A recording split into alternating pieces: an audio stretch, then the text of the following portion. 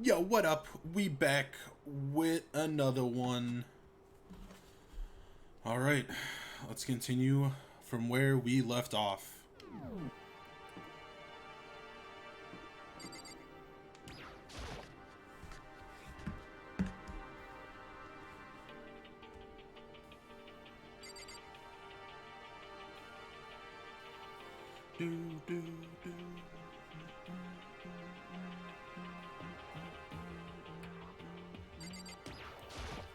Huh? Where could the two dead bodies have disappeared to? Rattle, rattle. Huh? The door must be locked. It can't be locked, though. Damn. We need to search for the bodies to have... blah, blah, blah. We need to search for the bodies that have disappeared. What happens after that?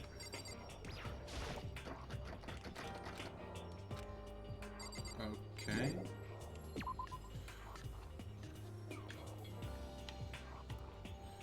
Well, I'm guessing their bodies are in there.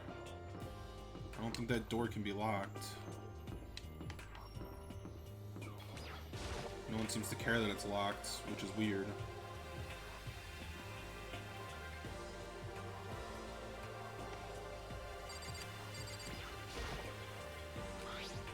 Celeste.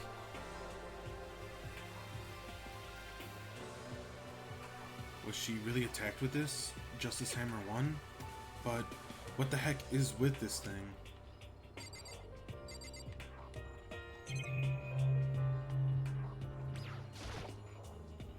There's no way this pool table is related to the case. It's a locker. It doesn't seem to be especially important to open it right now. What if there's a dead body in it? You're looking for a fucking body, my dude.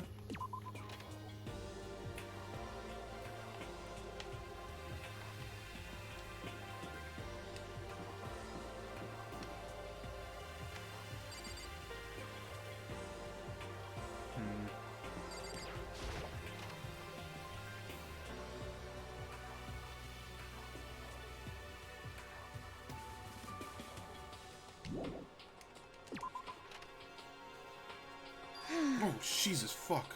Makoto. Come on. Why are you just standing there? We need to get to the repository. Huh? You mean... Indeed. I found them. Hifume and Take's bodies have been hidden in the repository. Goodbye. I've already told Hina and Sakura. We'll go on ahead. The bodies were found in the repository. Okay, I just said that. The fucking door was locked.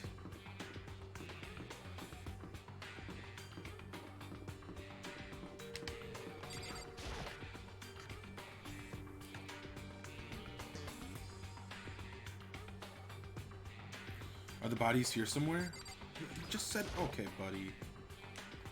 Up ahead is the repository. The doorknob turned. I guess it's unlocked. Then I have no choice but to go inside. I mean, you could not go inside, but... So I opened the door, and when I entered, I saw...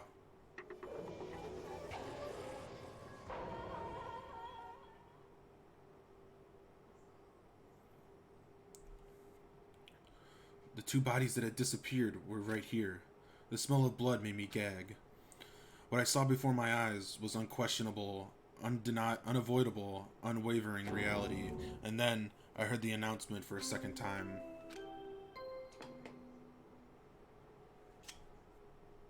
A body has been discovered! After a certain amount of time, which you may use however you like, the... Okay. And so here we are! Without any further ado, let me give you all the next Monokuma file. I was gonna hand them out when you found the bodies the first time, but I thought something might happen. What? It was really hard to resist, but turns out I was right. Stop talking. Just hand it over already. Punishment is No. waiting for you. Make sure you investigate with all your mental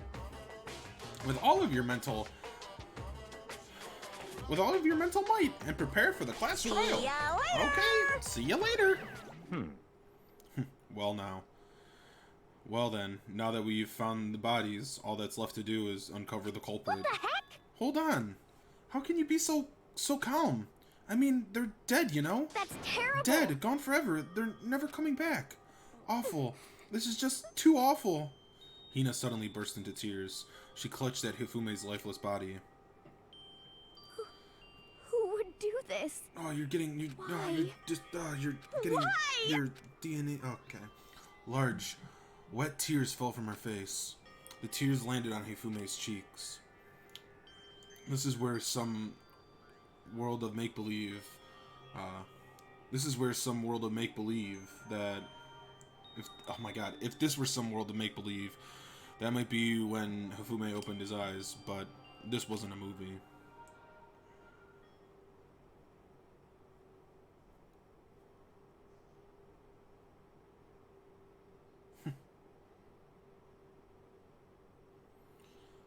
This wasn't. He's alive again? Where am I? Cold. So cold. Is winter coming? Hifumi! Wake up! Huh? That's right. I remember now. Hope's Peak. Come on, you gotta wake up! I remember everything before I met you all. I met you all.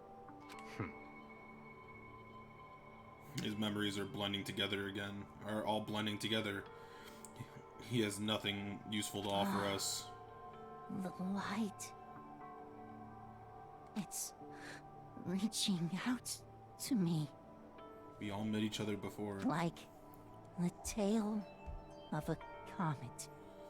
Is this like Saw, where all of these people were like bad people Hey, somehow? Hifumi! Who was it? Who attacked you? Who tried to kill you? Who killed me?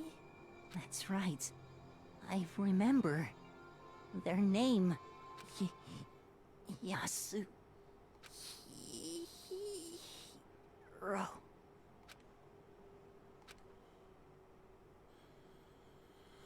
His eyes closed, and they never opened again. Death for the second time. Absolutely undeniable death. No matter how many more of Hina's tears splashed on his face, there was no second miracle. Reality set in again. This isn't some stereotypical fantasy world. Tears can't restore a person's vitality. Honestly. You have no tears, do you? No blood in your veins? No calcium in your bones? At least you have your meat. Stop talking. You're just angry. Going out of his way to return, just to leave us with those unnecessary dying words. Now this game has become exceedingly boring. He said, Yasuhiro, right? Then perhaps... Yasuhiro Hagakuri. Curry. I don't know, whatever. That is the only person he could have been referring to. So in other words... And with that, the case is solved. Assaulting people, and even killing Taka and Hifume, and then going as far as to hide their bodies, a criminal that hides his face behind a mask and uses a bunch of giant wooden hammers? Is that what Hiro is? What is this? If that's true, I can't forgive him. No way I can ever forgive him. To kill two of our friends? That's fine. Anyway, it's about time we track down the culprit in our little life or death game here. Although, this time it's not all that life or death. The trial will conclude without much trouble. Indeed. Yes, it does look that way. Yeah, that's what you want, Celeste, because you're the fucking murderer. It's going to be... well, I don't even know. Something big. It's going to begin again. We'll have to go through this one more time. I have to accept it. I have no choice but to go through with this to make sure everyone survives. I just have to do it.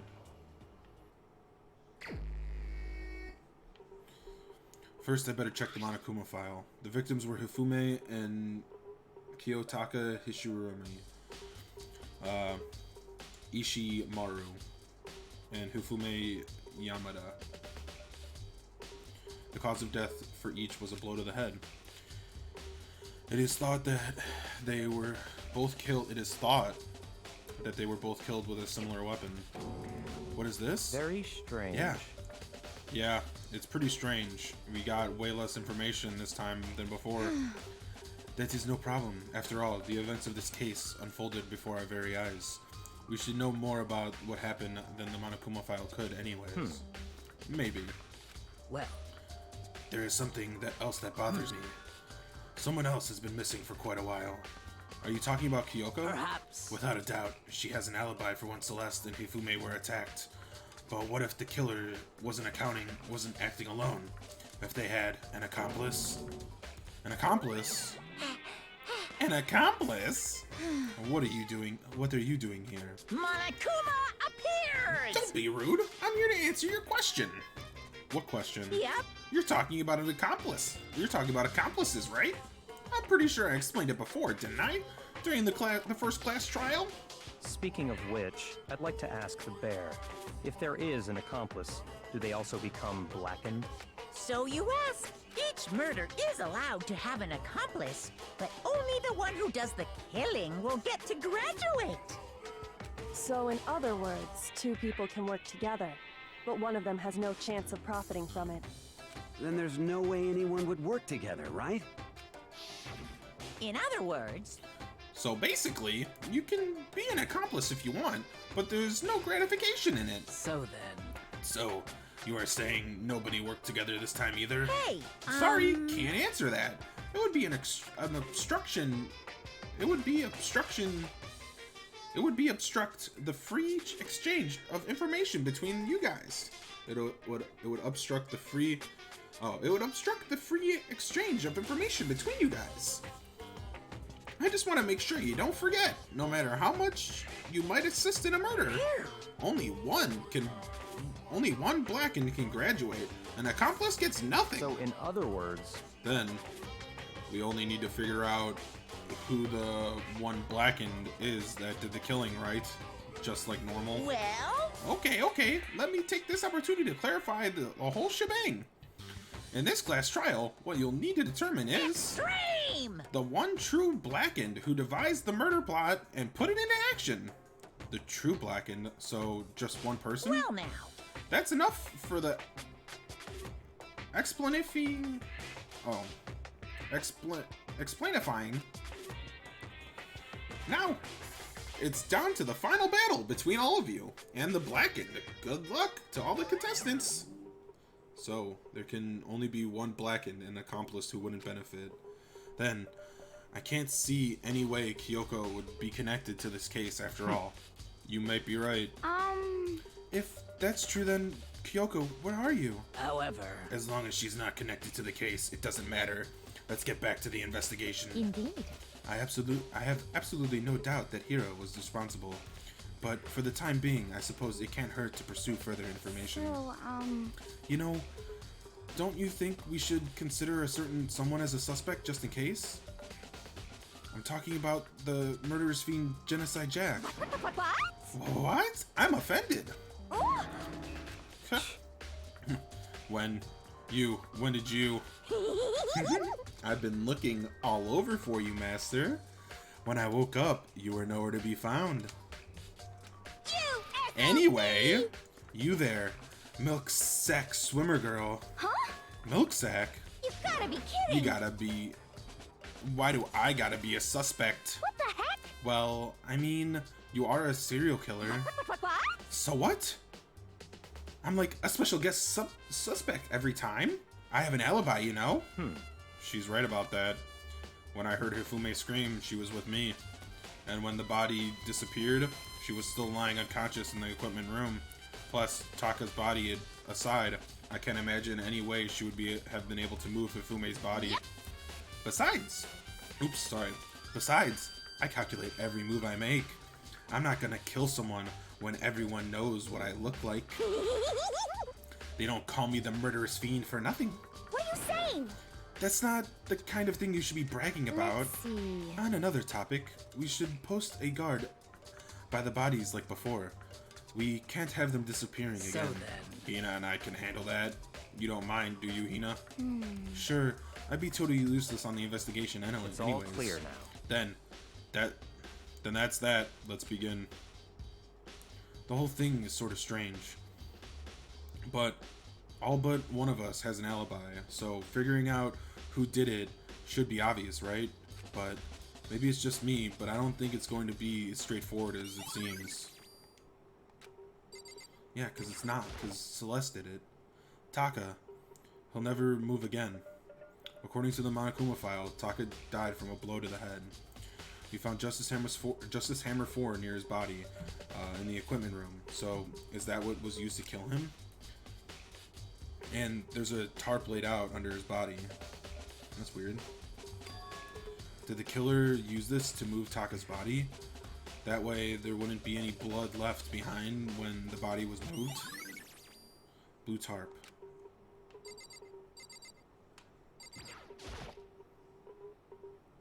It's a dolly. It doesn't have a handle. I saw this in the art room before. I guess it was used to move statues around. It's kind of awkward, but if you bend down, it's not too hard to use. Huh? But wait.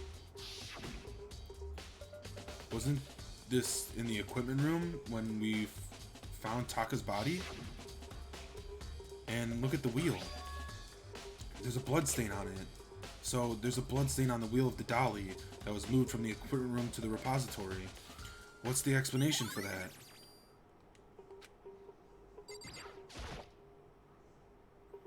Hifume's big, cold body. Okay, why do they have to say big? Like, we know he's fat, but you don't have to, like, keep poking fun at him. He's dead already. Hifume's big, cold body is laying on the floor. His really big body. I mean, how on earth was the killer able to move someone so big? From the nurse's office, where he was discovered, to here, the repository?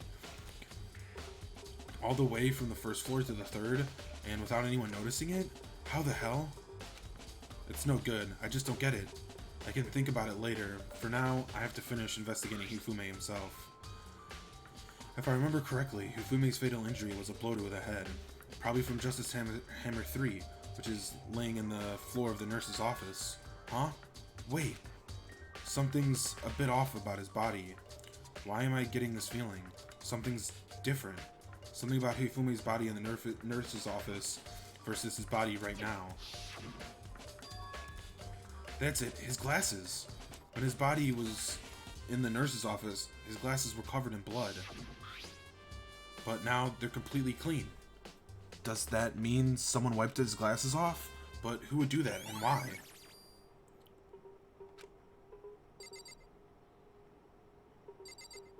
Oh, one of the hammers is gone. All these hammers of different sizes hanging on the wall, although some are more like mallets. Mallets? Could the Justice Hammer have been designed using these as a model? Either way, all of the hammers have obviously been used a lot. All of them covered in debris and chalky stone powder. Wait, for some reason, this one hammer isn't dirty at all, and it's wet. Did someone wash it recently?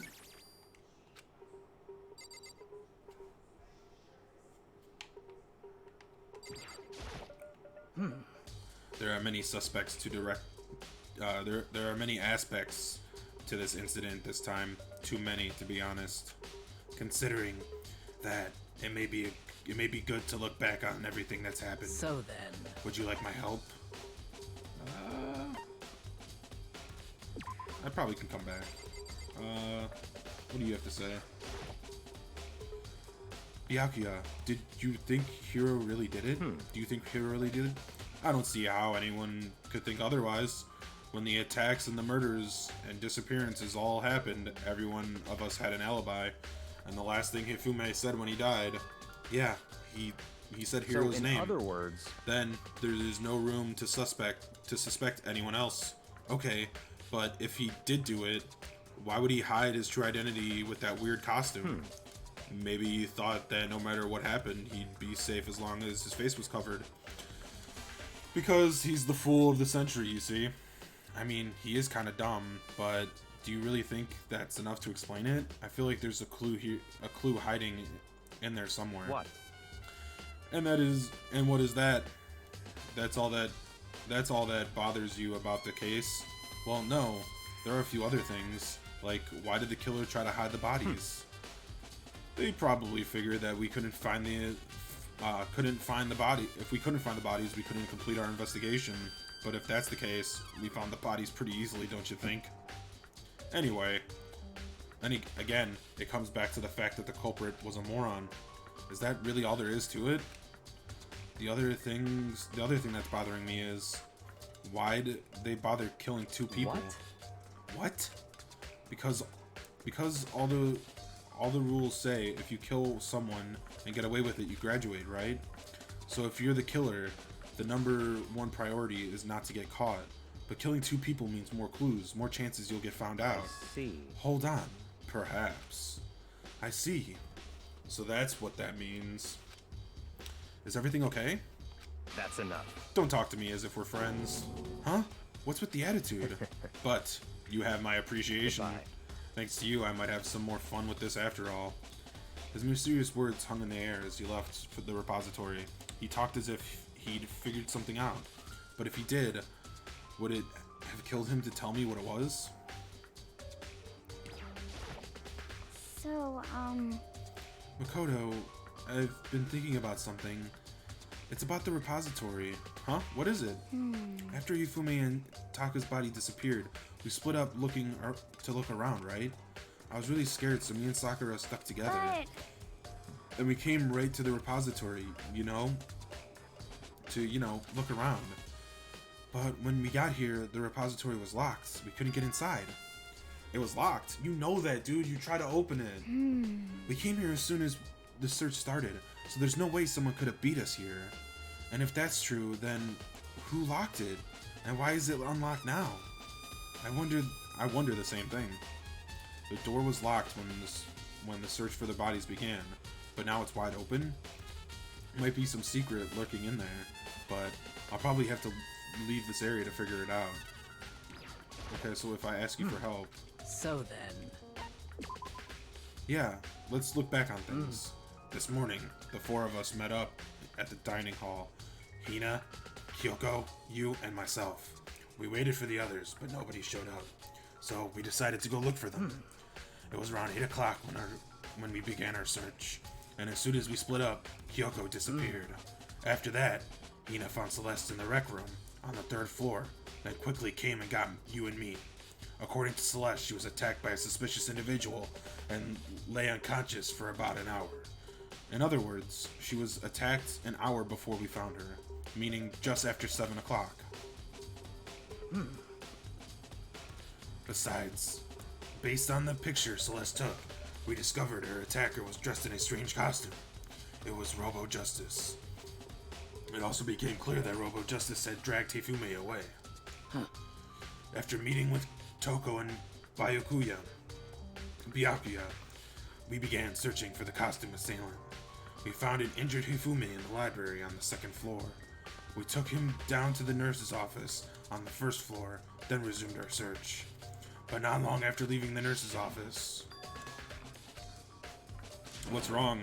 I saw a shadow, something moving around the top of the floor, on top of the stairs. Based on Celeste's claims, we went back to the 2nd floor, where we split up and began to search. Then, right after that, Celeste screamed. This time, she had apparently seen the suspect on the 3rd floor. Hearing her screams, we quickly made our way to the 3rd floor. Celeste, what's wrong? That was rather an intense scream from someone like you. I saw him, this strange costume man. He ran off as soon as I screamed. I was blocking the stairs, so he headed further down the hall, down into the hallway and disappeared. And then... Huh? What was that? That came from downstairs. It must have been Hifumi. He was in the nurse's office. This is bad. Come on, we have to go back. At that point, we decided to split up into 2 groups. Celeste, Hina, and I went back to the nurse's office. Meanwhile, you, Byakuya, and Toko pursued the suspect on the 3rd floor. And when we got back to the nurse's office, we found Hifume's corpse, which is also when we heard the body discovery announcement play. I left Celeste and Hina alone and headed back to the 3rd floor to tell the others what had happened. However... But at that same time, we discovered Taka's body in the equipment room, which means Hifumi and Taka's bodies were discovered right around the same time. Because I remember hearing the body discovery announcement play right as I found Taka. And that's when I showed up and told you and by Byakuya that Hifumi had been killed, right? Then you, me, and Byakuya headed back to the nurse's office, leaving behind Toko, who had fainted. As soon as we left the physics lab, we ran into Celeste, who just arrived to tell us something very unusual. Hifume's body has disappeared. We hurried back to the nurse's office to discover that his corpse was, in fact, gone. Then we remembered we had abandoned the unconscious Toko and rushed back to the equipment room. This can't be happening. Are we hallucinating all this or something? That time, Taka's body had disappeared, so from there we began our search for both of the missing bodies. After some time, Celeste told us she had found the bodies. We all had headed to the repository. And there, we rediscovered the 2 bodies that had apparently vanished. And that brings us up until now. Looking back, things have certainly been very active. If you look back at the case again, just let me know. I'm fine anytime. Okay, that's interesting. Okay, so we still don't know who was in the suit, if anyone was in the suit. We don't know who was in the suit. We know that he was attacked in the library. I'm guessing she played everyone, Celeste. She teamed up with both of them.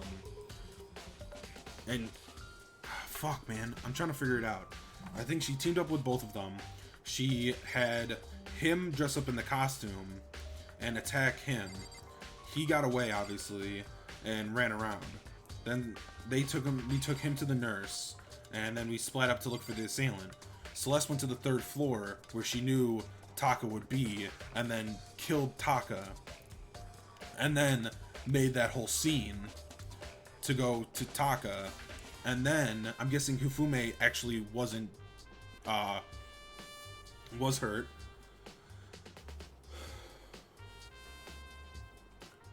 I'm guessing Hifume wasn't dead. I'm guessing Hifume got up, was pretending to be dead, got up, wiped his glasses clean so he could see, and then moved that body into moved Taka's body in here, and then collapsed due to blood loss. I don't know. I don't know. Because Hina and Celeste went to the bathroom, and then his body magically disappeared. So it would be the easiest for him to just get up and move. I don't know, man. Oh man, what shit. Though the door that Hina said was locked before, there's definitely a lock on the door, but it can only be locked from the inside of the repository. I don't see any other way to lock it from the art room. The door can only be locked from the inside of the repository, which makes me wonder. Hina and Sakura confirmed that the door was locked after we started looking for the missing bodies, and the door was designed so that it could only be locked from the inside of the repository. In other words, when Hina checked it, someone had recently gone in the repository and locked the door. When they were done, they unlocked it and left, which is why it's unlocked now. But Hina claims that there's no way someone could have beaten them to the repository, so that certainly means there's got to be a clue around here somewhere. Maybe I should check somewhere else. First the nurse's office where Hifumi was found, and then the equipment room where Taka was found. I'm guessing Hifume's in on this. I'm guessing he's not dead. I'm guessing he's pretending. No one checked his pulse. We don't know.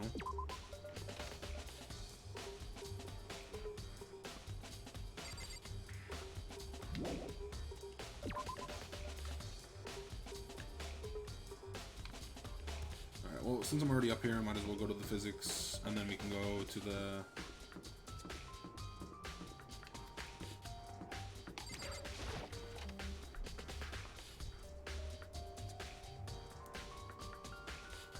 And then, you know, to get everyone, because Hifume had a thing also for, what's her name, Celeste, to begin with.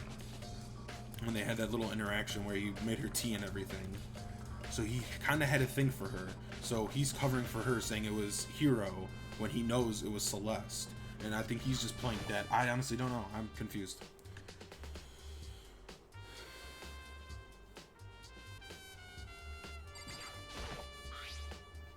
There's some kind of tire marks going through the pool of blood in the middle of the room. That reminds me about the dolly in the repository. There was blood on its tires. Could that have been where the blood is from? Here. Which could mean that Taka's body was moved from the equipment room to the repository using the dolly. Both rooms are on the 3rd floor, so that could definitely have been a possibility. But even if the dolly was used to move Taka's body, what about Hifume? Hifume's body was in the nurse's room on the 1st floor. Even with a dolly, there's no way it could have gotten up to the 3rd floor. That's still a total mystery. Because he moved the body. Dude, I'm telling you. Huh? This tarp. It feels like it could have... it feels like... Oh, wait. I feel like I've seen it somewhere before. And just recently, too. Oh, really, bro?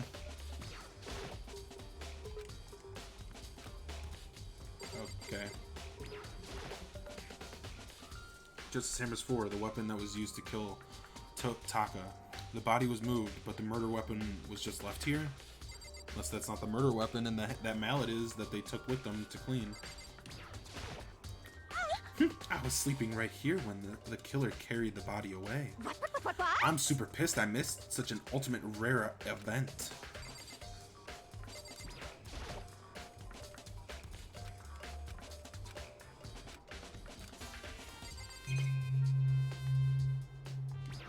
Nothing else that I can...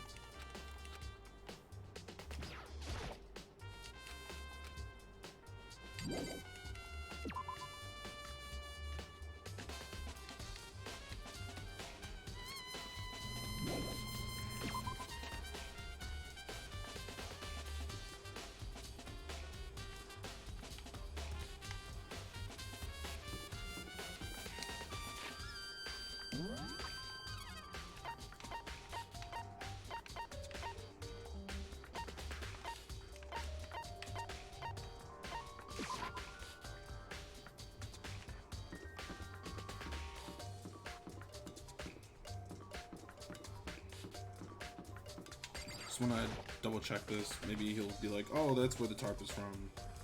'Cause I'm an idiot.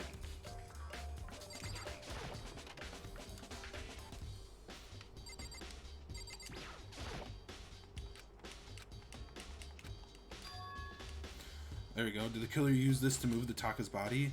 That way there wouldn't be any blood left behind while the body was moved. Okay, I guess he sold it in pieces together. Okay, whatever. This is a tricky one. I definitely think that there was multiple alliances made.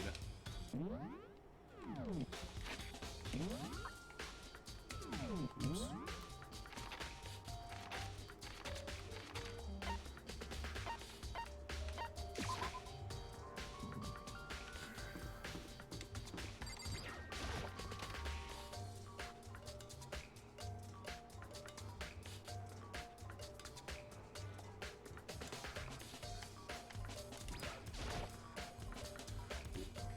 What are you investigating?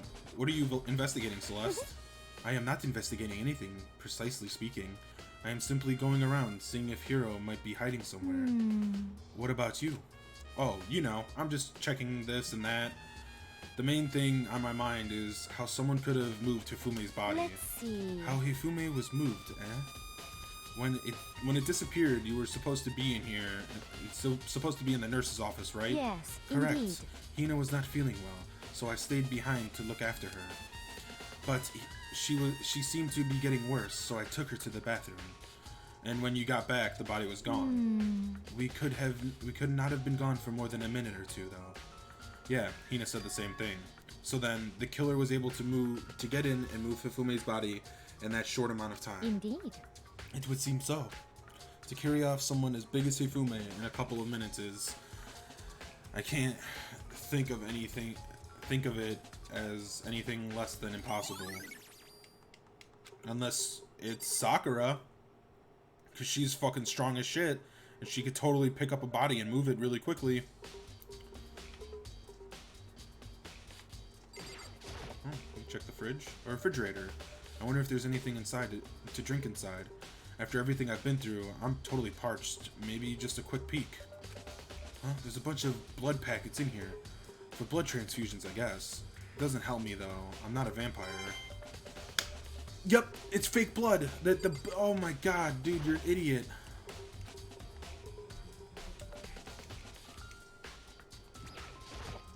We're gonna find blood packs in here, aren't we? It's just a normal trash can. Oh wait, there's something inside. It's too small to be a handkerchief. It's a glasses cleaning cloth, and it's got some kind of cartoon character on it. Ah, but it's also covered in blood. Oh. Ah, did you find something? Yeah, there was this cleaning cloth inside the trash can. Huh? A cleaning cloth, and it's all bloody. Whoever this belonged to must have used it to wipe some blood. But who would need to do something like that? I haven't the slightest idea. Yeah, me either.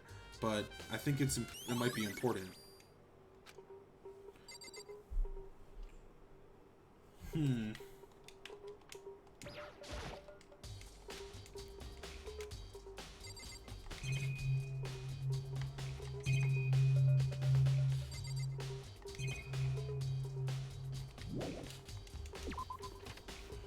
Okay.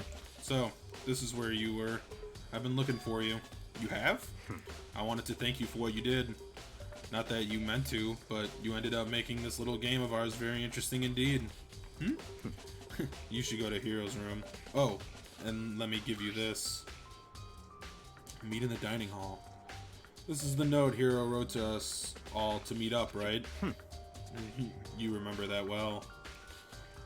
Well, the penmanship was pretty remarkable, so it left an impression. It's all clear now. Anyway, this makes it all clear, right? This is a trap. What is? Things grow even more exciting. What are you talking about? I've already repaid my debt. I don't owe you any more than owe you any more explanation. Goodbye.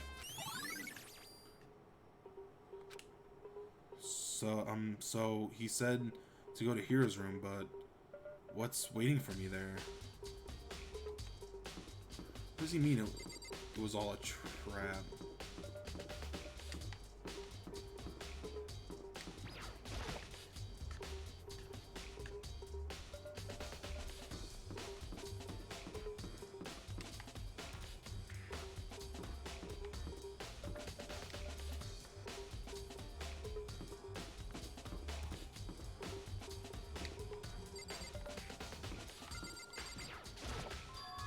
I'm gonna sneeze. Oh, his door's unlocked. I guess I can go inside. Byakuya did say to go look.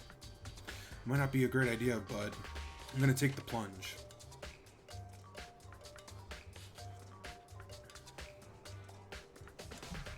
This is Hero's room. There's all kinds of weird stuff in here. Of course there would be.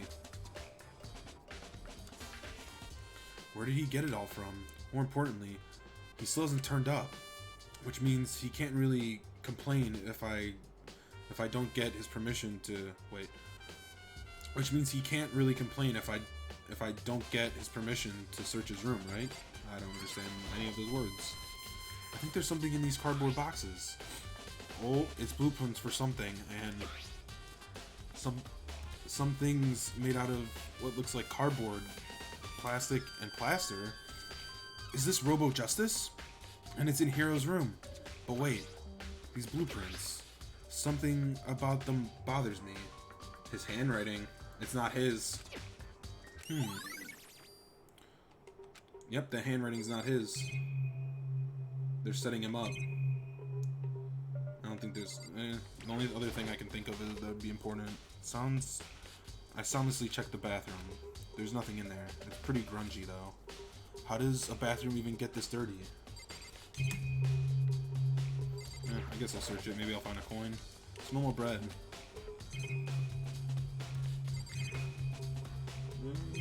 Okay, yeah, there's nothing else to check in here. Makoto! Big news! Big news! What's wrong? You found Koyoko. What? Is she okay? Where is she? Wait, I wasn't done. There's more big news. Just a second. Robo Justice showed up too. Robo Justice? It's Hiro wearing the costume. Okay. Anyway, as soon as you can, head to the pool on the second floor. To think Hiro and Kyoko would turn up at the same time. Anyway, I have to head to the pool. I ran off to the second floor as fast as I could. I bet they knocked him out and put him in the costume.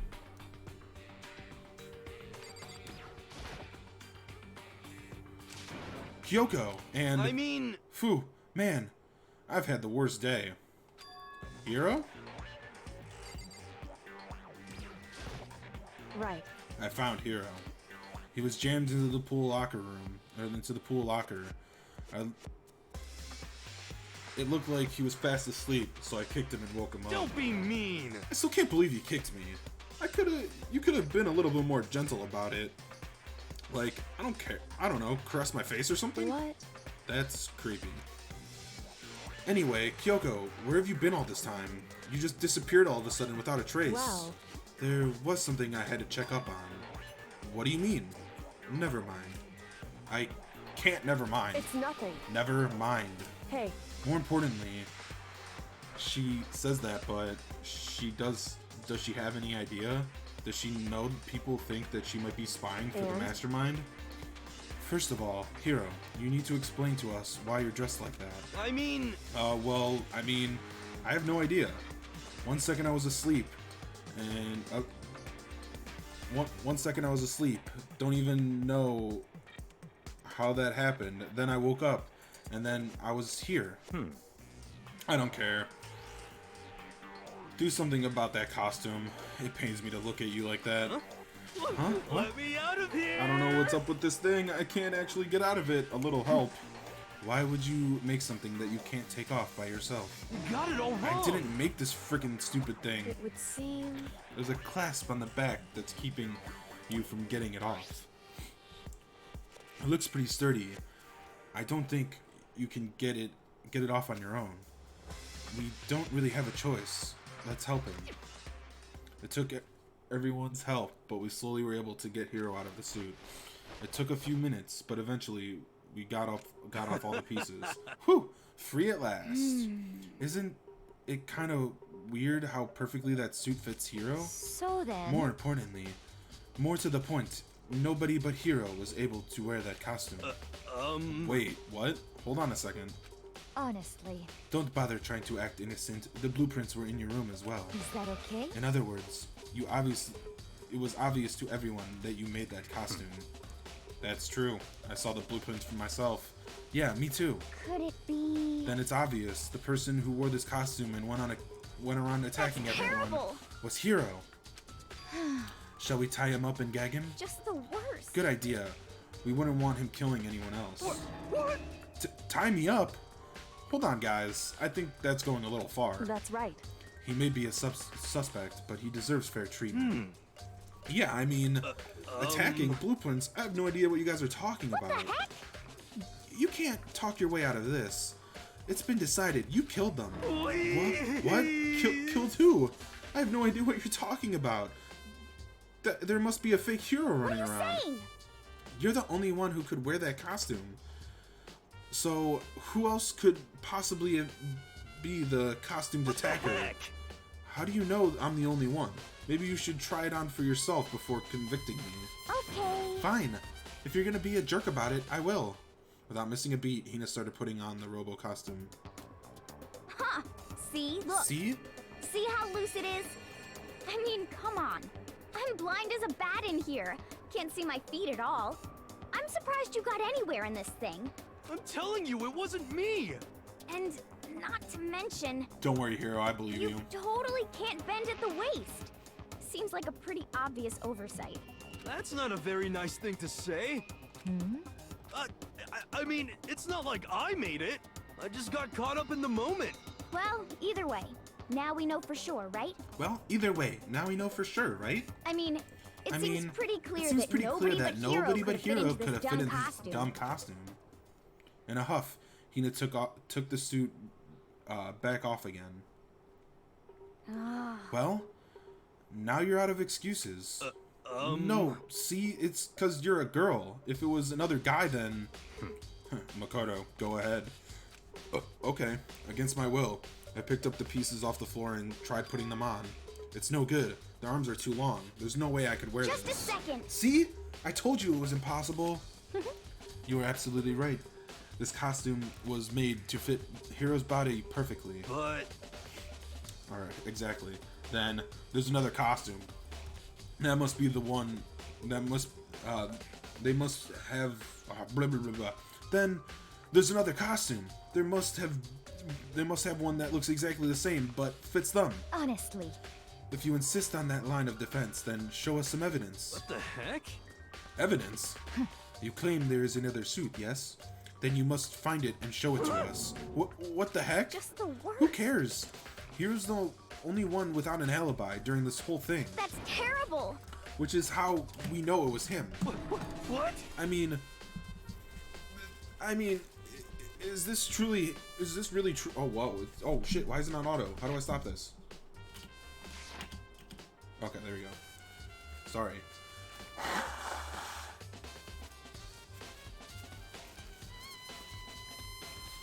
Could someone, like, tell me?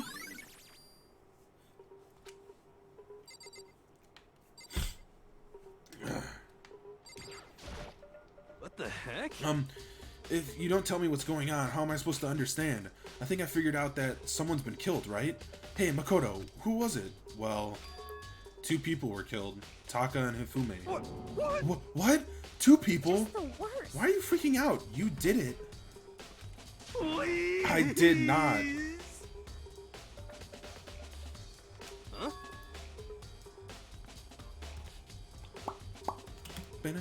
How about No, stop. that? No, not auto. Fuck, I keep on hitting spacebar on accident. That's it. I know who did So it. then, What? You may as well tell us then. Taka and Hifume were fighting over Alter Ego, right? I'm at least 30% Which means Alter right. Ego and or Chiro must have done it. correct. I see. That's unfortunate. Please? Huh? Unfortunate? What the heck? Stop trying to trick us. Just admit that you did it, okay? I'm telling you, you got it all wrong. Oh, so Yeah, I know, that note. Note? then, Last night, someone slipped a weird note under my door. And here's what it said. I found a hole maybe we can use to escape. Monokuma can't find it, so don't tell anyone else for now. Let's meet in the rec room around 1 a.m. But the last thing I remember is going to the rec room. Then, for some reason, I fell asleep. Hey. The real killer probably drugged me or something. Just the worst. Not a chance. So... No, hold on. He could be onto something. The nurse's office did have a chemical that could do that. What? Really? I told you. Someone's trying to set me up. Yup. Don't worry, bro. I know. I got your back. A secret passage? A chance to escape? Someone who wrote all that to trick me. Even if that's true, you must be one dumb fish to bite every piece of bait that floats in front of you. Well, being trapped here so long. Oh, I don't know. I skipped that. That was my fault. They preyed on me. Preyed on my desire to get out of here. They deceived me. Still, I don't buy it. Don't be mean. Well, you should buy it. Just a second. Okay, then show us the note. With pleasure. I have it right here in my pocket. No way. Looks like I lost it. Oh, geez, that voice crack. Yeah, sure. But please, you gotta believe me. I wouldn't hurt a fly. As I said before, if you want us to believe you, you must produce evidence. Can you show us the note? I have no particular issue with what you claim, but if you want us to believe you, give us a reason. What the heck? For serious? Now then, shall we resume our investigation? There's no time to waste before the class trial begins. Why do you keep on investigating? We already know who did it. What the heck? Why did you kill him? Tell us, Hiro. No, it's not. It's like I said. Just the worst. Was it really to get the money Monokuma offered us? Yeah, that must be it. You must be totally broke, and that's why... Wait, that's a false accusation. Someone help What are me. you saying? Just be thankful we haven't bound and gagged you. you have time to yell and carry on. You have time to search for evidence, right? What? You're right. I need to look for the second suit and that note. Feet don't fail me now. I guess I better get back to guard duty. I was gonna ask Toko or Genocide Jack to switch with me. But if she and Sakura got into a fight, we have a catastrophe on our hands. Well, bye. One by one, everyone peeled away. Makoto, do you have a second? Huh? I want you to help me with the investigation. It looks like I got a late start on this one, so I need to make up some ground. Sure, I don't mind helping, but can you promise me something? Later, when you have time, will you tell me why you disappeared? Why is that? No. To reject me simply. Anyway. So simply. Anyway, I need your help. If you don't mind, do you? Okay. Shall we go? Thanks. Now then, shall we? Dude, Makoto, fucking grow a pair. So, Makoto, first I'd like to examine the corpses. Examine the corpses? I can't believe I'm hearing that from a girl that's the same age as me. Correct. Dead bodies don't lie, you know.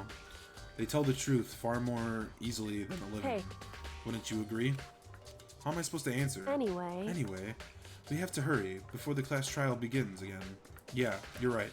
Okay then, show me where the Okay then, show me where the bodies are. They're in the repository. Then I guess we should head that way for now.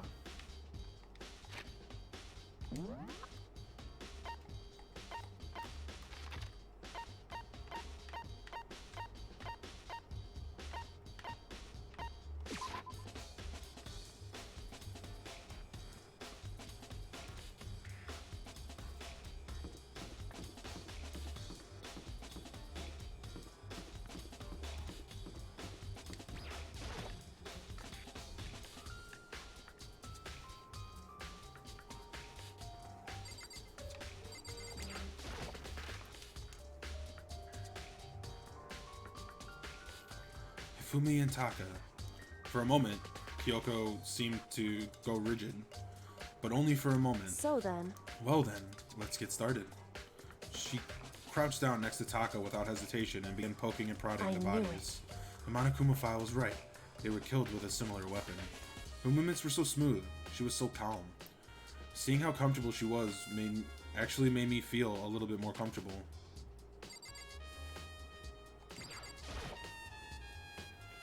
The biggest problem I have right now is how the killer was able to move Fufume's massive body from the nurse's office, where he was discovered, here to the repository, all the way to the first floor all the way from the first floor to the third, and all without anyone noticing. I just can't see how that's possible. Rather, it seems that Hifume died from the blow to the head, but was most likely using Justice Hammer 3, which was found in the nurse's office. He was most likely using Justice Hammer, okay. But when I found his body in the nurse's office, his glasses were covered in blood. But now they're spotless. Does that mean someone wiped them clean, his glasses clean? But who would do that and why? Taka was killed by a blow to the head. He must have been struck with Justice Hammer's 4, which is laying in the floor in the equipment room. And there's a tarp laid under his body. The killer must have moved Taka's body. Okay, yep.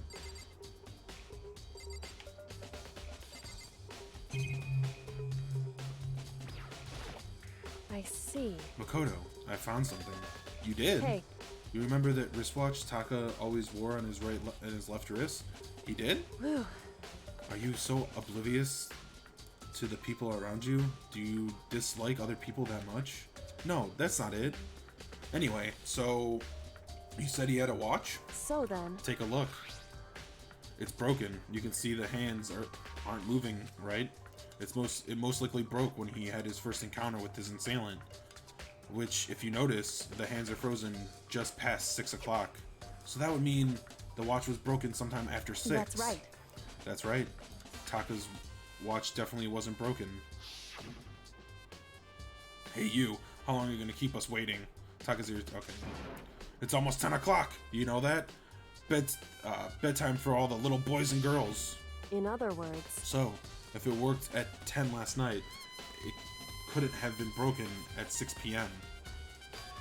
Meaning, it must have happened at 6 this morning. broken wristwatch. However, And that's not all. Look at Taka's left hand. He appears to be gripping something. You're right. There's something white in there. Makoto, Can you try and pull it out? Me? because Rigor mortis is already set in. Boys are better suited to this kind of manual labor, right? Okay. As much as I didn't want to, I grasped Taka's cold hand. The ice-cold hand was nearly enough to cause my heart to stop beating. After some effort, I was able to free the object that was tightly clenched from his tightly clenched fist. It's the note that a piece of paper. hey, Was that all that was in his hand? Yeah, that's it. Just a scrap piece of paper. Doesn't look like much of a clue, does it? is that right? I wonder about that. Kyoko had turned to Hifume's body. So then, Let's check Hifume's body now. Perhaps he's left us a few more clues of his own.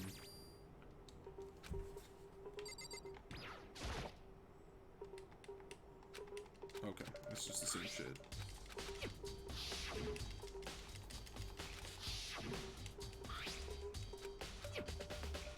Just talk to you again, I guess? So, did you find Indeed. anything? I did. More than I expected, to be honest. Look at this. A wad of paper. that's right. Hifume had it hidden on him. Hidden? Indeed. He stuffed it into his pants. So I can only assume he'd hid it on purpose, you see. In his pants? Wait, so you... Why is that? It was just his pants, not like his socks or something. I don't know what that means. Hey. Anyway, let's take a look at the paper. Go ahead, Makoto. Open it. When I think of how it was stuffed down his pants, it's like, it better be important. It better be important. Hifume, or I'll never forgive you for this. Oh, yep, the note. Found a hole we can use to escape. Monokuma can't find it, so don't tell anyone. So, So, that sounds very familiar. That's it. That's the same thing Hiro said. Then he was telling us the truth. however, Although it's not exactly the same, is it? Yeah, because it's at 6 a.m., so that's the note Taka got.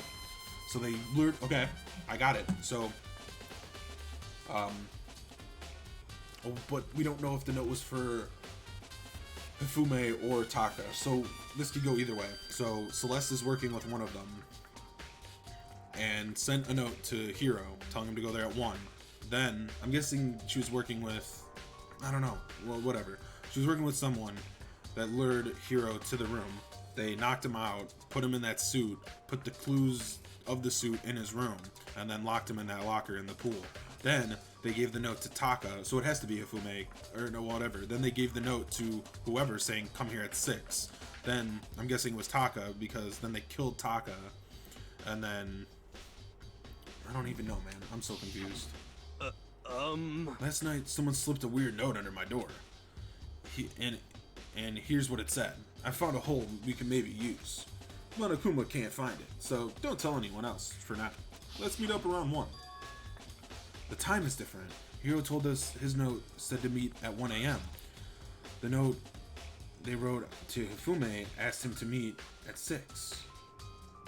is that right? Hold on. Just because Hifume had the note doesn't mean it was meant for him. Huh? So, Part of it has been torn off, right? I think there's likely some meaning there. There's some meaning to part of it being ripped? Could you maybe explain it a little bit more? Think carefully. hey, Why would he have been clutching that scrap of paper so tightly? I have no idea. so then, What if it wasn't just part of a scrap of paper when he was holding on to it? What if it was something more important?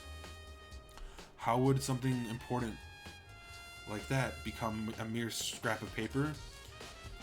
That's what you need to answer. hey, And while we're at it, I should tell you one other thing. The 2 victims in the this time definitely have their ebooks on them. So the handbooks have nothing to do with how the murders were carried out.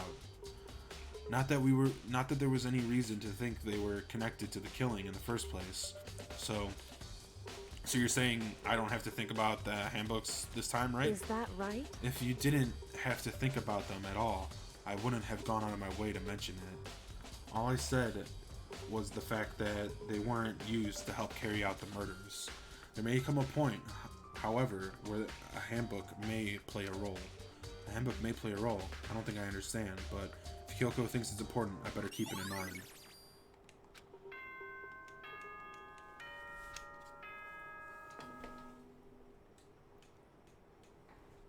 Are you excited? Are you pumped? I'm so like excited. the bright burst of... And so, with no I don't know why I'm further skipping. ado, everyone please meet at the usual spot. Make your way to the red door on the first floor of the school. See you soon. It would seem... It's unfortunate, but I suppose this is where our investigation comes to an end. You'll have to figure out the rest for yourself and come to the proper conclusion. Yeah, you're right. Shall we go? Well, we better get going. Okay. Jeez, I have to get like right on top of the door.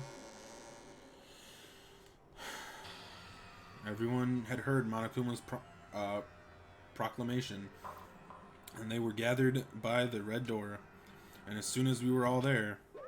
Monokuma appears! Oh shit, there's two. Hello, hello, hello. He's multiplied. Wrong. Nope, no multiplication. This is just the way. It just looks that way because of an illusion. I'm moving it so fast, it looks like I've seen multiple. I've multiplied. Can you guys tell which is the real Monokuma? Can we just get on the elevator already? Boy, tough crowd. You're not playing along. Stop talking. We're not here to play with you. Okay. Okay, fine. Hey, hey! Then, if everyone's here and ready to go, please board the pain train or elevator. I'll see you guys down there. Let's go. Okay then, shall we? Please. Hold on, I'm not mentally prepared yet. You'll never be mentally prepared. You can't run away anymore, hero. You're gonna pay for your sins. What the heck? I told you already. I didn't do it, for serious. That reminds me. Did you ever find the costume or the note? Well, no, but... How unfortunate. Then it would seem we have our culprit. Hey, You're pushing that too hard, girl. This isn't the place to talk about it. Save your accusations for when we get to the courtroom. That's right. She's right. Let's get down there first. Then the story can really begin. Yeah, good idea. That's right. I have to do it. I can't let whoever killed Hifume and Taka get away with it. For everyone who's still alive, and for the two that lost their lives.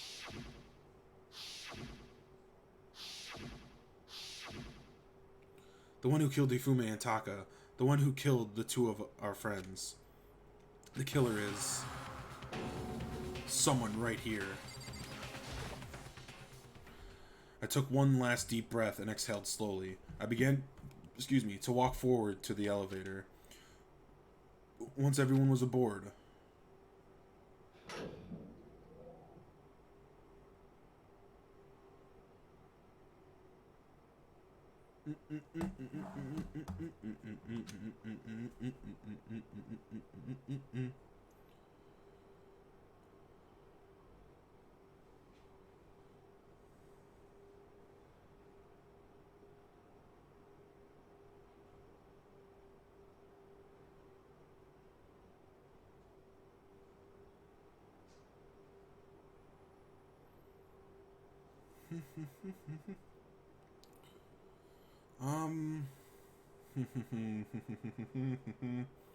Hold on 1 second. Oh, jeez.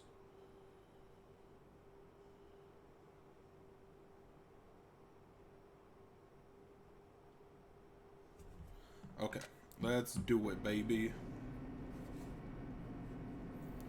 The clunking of the elevator kept us company as we fell further and further down. There was no going back. Until we settled all this, we couldn't go anywhere. I'm not sure how long it was before the elevator finally came to a stop. The elevator door slid open, opening upon to a cruel fade.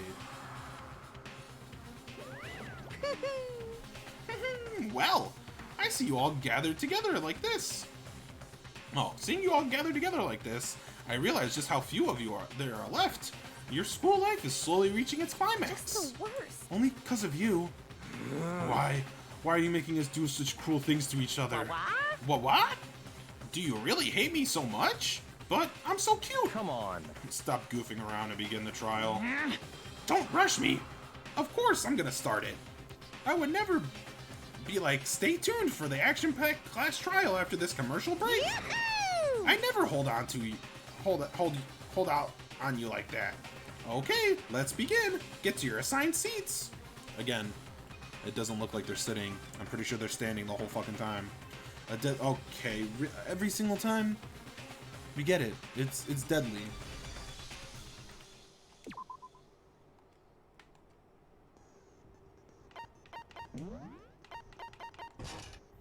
Increase the time limit for each phrase. Okay, yeah, that's cool. Didn't I get another one too? Thought I did. Or was that the only one I got? Oh no, that's right. I got the... What's it called? I got the Celeste one, but that one just helps me get more coins. So this increases the amount of time for each phrase. Okay. Let's begin with a basic explanation of the class trial. Hold on. So, your votes will determine the results. I'll be right back. I just need to get something to drink.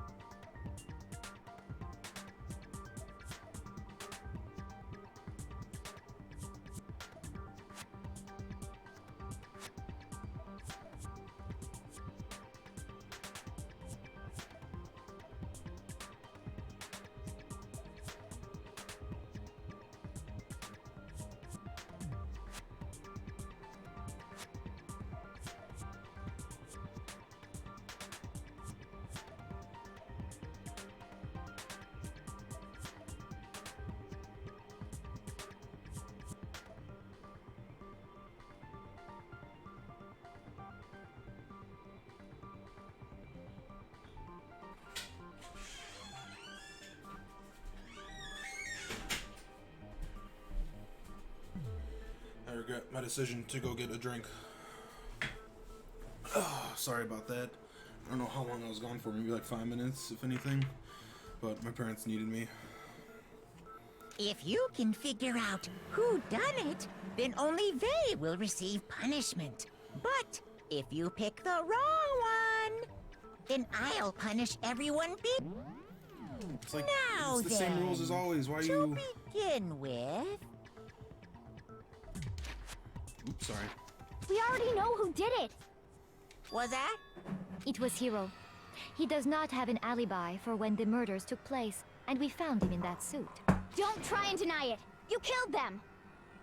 I didn't! Someone knocked me out! I was asleep the whole time! I don't know anything about it! Shut your murdering mouth, murderer! Who are you calling a murderer? I am sorry to say, Hiro, but we do have evidence. Blueprints for the suit. Parts we assume were used to build it, and all of it was found in your room. You have to admit, the evidence is quite compelling. It points to you as having created the suit and wearing it while committing crime after crime. How many times do I have to tell you? I don't know, I don't know! Is Hiro really the killer, or before anything else, we have to make that clear.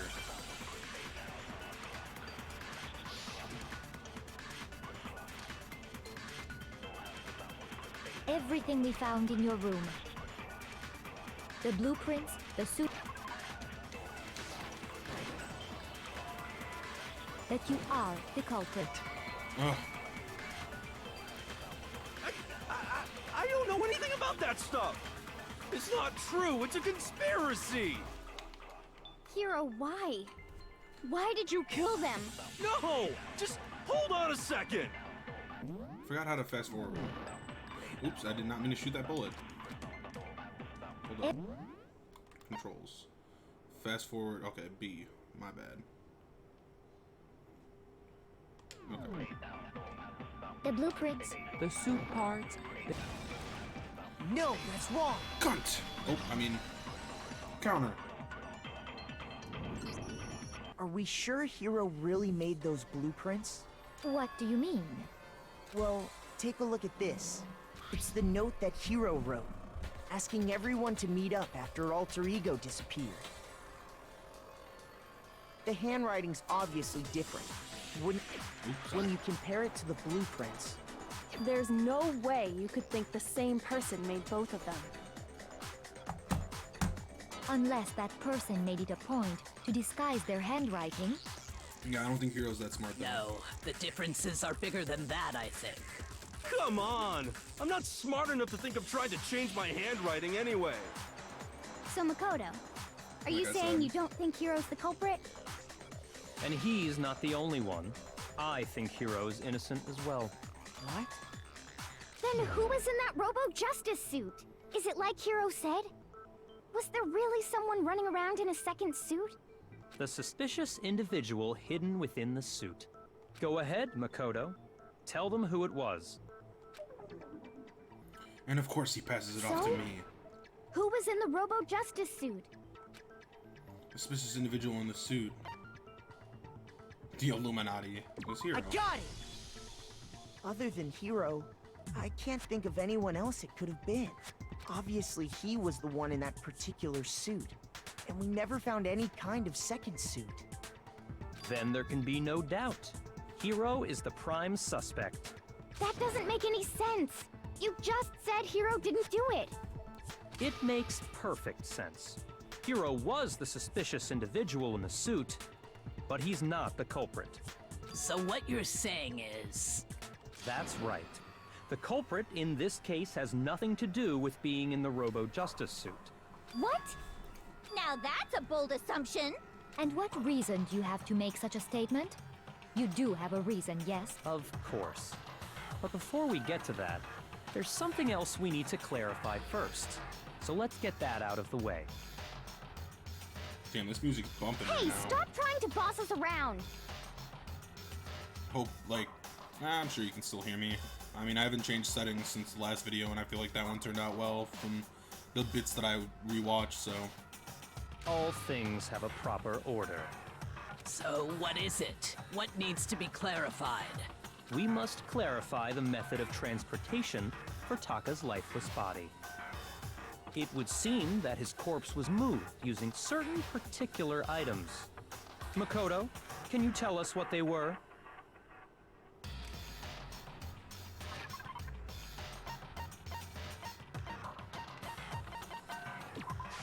I got it! The blue tarp. There's still one more thing. The thing that was used to move Taka's body.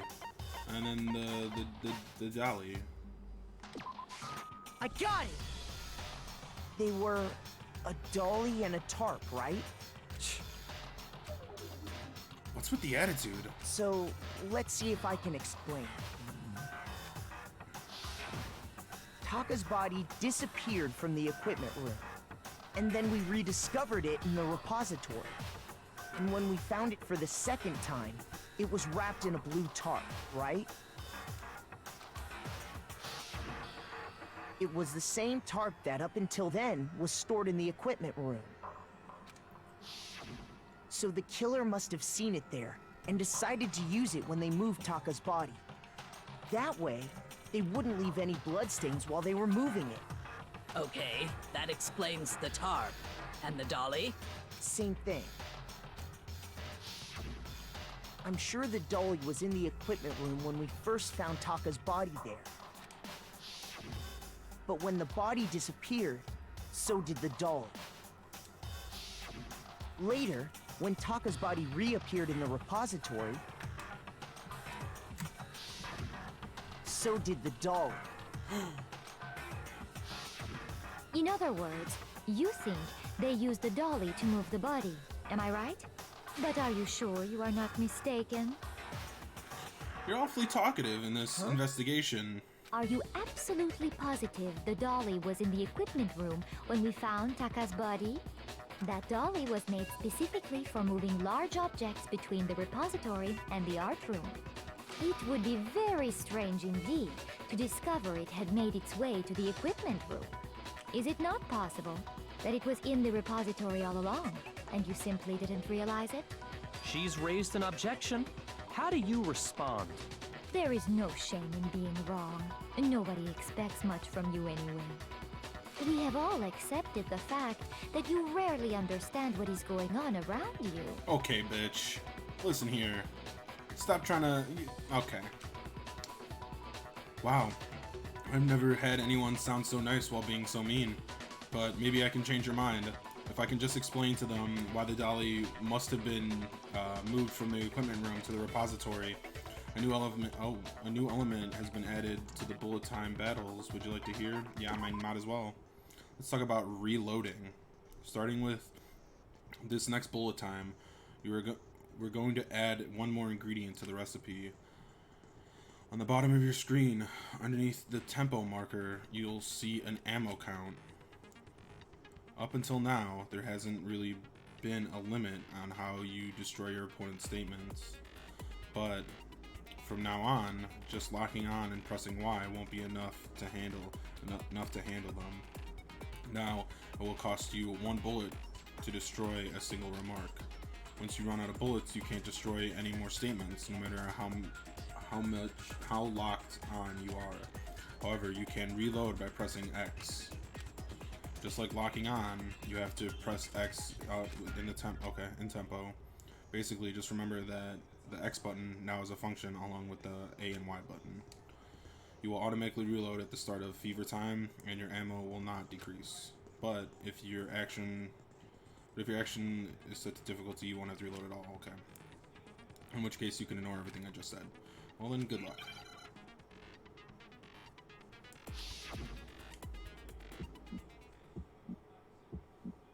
You have it wrong! I cannot agree! You are a fool. So pathetic.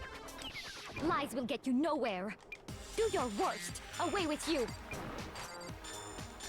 You miserable wretch! I cannot agree. You are a fool. Lies will get you nowhere. Do your worst, you miserable wretch! You have it wrong. I can't. How do I do, okay. You are a fool. So pathetic. Lies will get you nowhere. I cannot agree. This should prove it. Whew. I fucked up a decent amount, but... If you're asking for proof that the dolly moved, I have it right here. When I found the dolly in the repository, one of the wheels had a blood stain on it. There was a pool of blood in the equipment room with a tire mark in it that matched the dolly wheel's tread. Okay, you did not look at the tread count of the dolly wheel. The killer probably rolled the dolly through the blood on accident as they wheeled the body out of the room. And as the blood dried on the tire, they moved the body into the repository.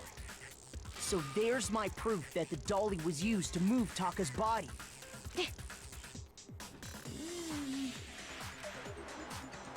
Jeez, does Celeste really hate me that Well, much? anyway, Well, no. that was just something we had to get out of the way. She doesn't Let's hate you. get back to the Okay, main sorry. subject. She doesn't hate you that much. You're solving her murder. A murder. Yeah, the subject of how Murder. Robo-Justice didn't do it. Because if it's not a killer robot, then what kind of robot is it? Are you an idiot? I'm not sure that really matters. I'd be happy to explain why the occupant of the suit couldn't possibly be the killer. I mean, yes, she is an idiot, but, like, it's not a robot. Someone's in the suit, but, yeah, okay. If you look back on how the body was transported, it will become immediately obvious. If I look at how the body was moved, it'll become obvious why the person in the suit couldn't have done it. What is that? What do you mean by that? Because they can't, like, bend over, right? Yeah. It has to be it, because Hina said, like, it's hard to bend over in the costume, or it's impossible to bend over. As we know, Taka was killed in the equipment room. And from there, the body was moved to the repository, correct? Yeah, the culprit wrapped the body in the tarp, then loaded it onto the dolly and wheeled it off, right? Now, keep in mind that the dolly doesn't have a handle. Well, yeah, but even without a handle, all you'd have to do is bend over. No, that's wrong. Objection! You said it yourself, Hina. How could you be so stupid? You're absolutely right that you could push a dolly without a handle if you stoop down low. But if you were wearing that suit, do you think you could actually get into a position like that? What do you mean? Think back to what you said when we were all checking out the suit together. Remember? I'm blind as a bat in here. You can't even see my feet at all. I'm surprised you can get anywhere in this thing. I'm telling you, it wasn't me. And not to mention, you totally can't bend at the waist. It seems like a pretty obvious oversight. And then you when you're in that oversight suit, that saying. not only can you not see your feet, but you can't even bend at the waist. Am I right about that? Now that you mention it, yeah. It seems like it'd be awfully hard to push that dolly if you couldn't bend over. Well, what's to stop you from simply pushing the dolly with your feet? Man, you are so talkative in this case when you weren't very talkative in the other When you ones. can't even see your feet? You really think someone could kick the dolly all that way? Yeah, it'd be totally impossible. Not that I can say for sure myself. On top of that, if you were wearing such a rigid, cumbersome suit, it's very unlikely you would have the dexterity to go about wrapping the body in a tarp. Well, I mean, isn't that just a matter of taking off the suit when you're ready to move the body? Aha, but you can't take off the suit because of the clasp.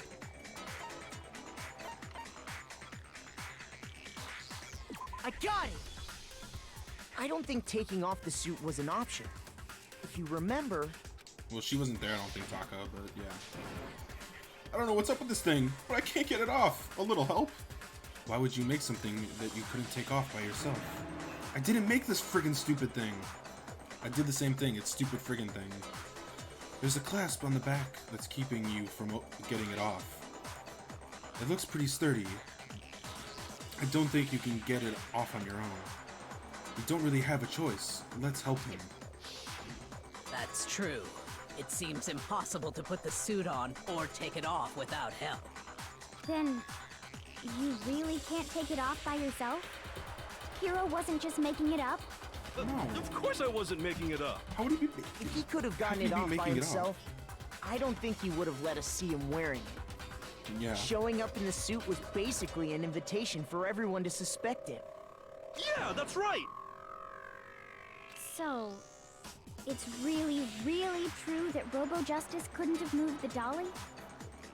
To be clear, whoever did move the body, it couldn't have been Hiro in the robot suit, correct? No, wait. Just a second, if you please. Have you forgotten about the picture that I took? Mighty, mighty, mighty talkative there, Celeste. You all got a good look at it, did you not? The image of Hifumi being dragged away by Robo Justice? If whoever was in that suit is not the culprit, how do you explain that? Besides, do you remember what the now deceased Hifumi said? How did you get hurt? That guy hit me. What guy? Robo Justice. That was what I decided to call him just now. So long as those facts exist, the proper conclusion is beyond question. The individual inside the suit and the culprit are one and the same.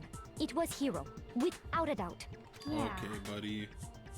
Yeah, that's gotta be right. You know, you just go along with anything. You're just like, yeah, that's right. No, wait, that's wrong. You're right. You proved that statement wrong. Wait, no, yeah, you're right. Hiro is the killer. Wait, no, he can't be the killer. It's just like, oh Hold my on god. a second. It's still far too early to reach that conclusion. Besides, there's no hurry to decide who did it. Before we rush to a verdict, shouldn't we explore every single possibility? Yes, you are right. Instead of seizing on one viewpoint, the truth is uncovered by analyzing things from every angle. Perhaps, but where do we go from here? Let's review this series of unfortunate events from the beginning. Maybe we'll uncover something new. What a pain in the ass! I don't disagree, but our lives are on the line. If this is what it takes, we have to do it. Plus, maybe we'll get to find out where the heck Kyoko was when everything went down. All right then, let's take another look back at what happened. I suppose we could start with this morning. 4 of us gathered together in the dining hall. Makoto, Hina, Kyoko, and myself. We waited there for quite a while, but nobody else showed up, so we went to look for everyone. That was around 8 a.m. And as soon as we split up, Kyoko went missing. Soon after that, Hina found Celeste in the rec room and quickly came to get Makoto and me. It seems I was unconscious for about an hour after I was attacked by my mystery assailant. Sure. I know it was an hour because I remember being attacked a little after 7. That was when we saw Celeste's picture and discovered that her assailant had been wearing a strange costume. As it turns out, it was Robo Justice. It also soon became clear that this same Robo Justice had abducted Hifumi. We were soon joined in our search by Byakuya and Toko, and then went on to find Hifumi in the library. He was injured, so we took him to the nurse's office and resumed our search for the suspect. But not long after leaving the nurse's office...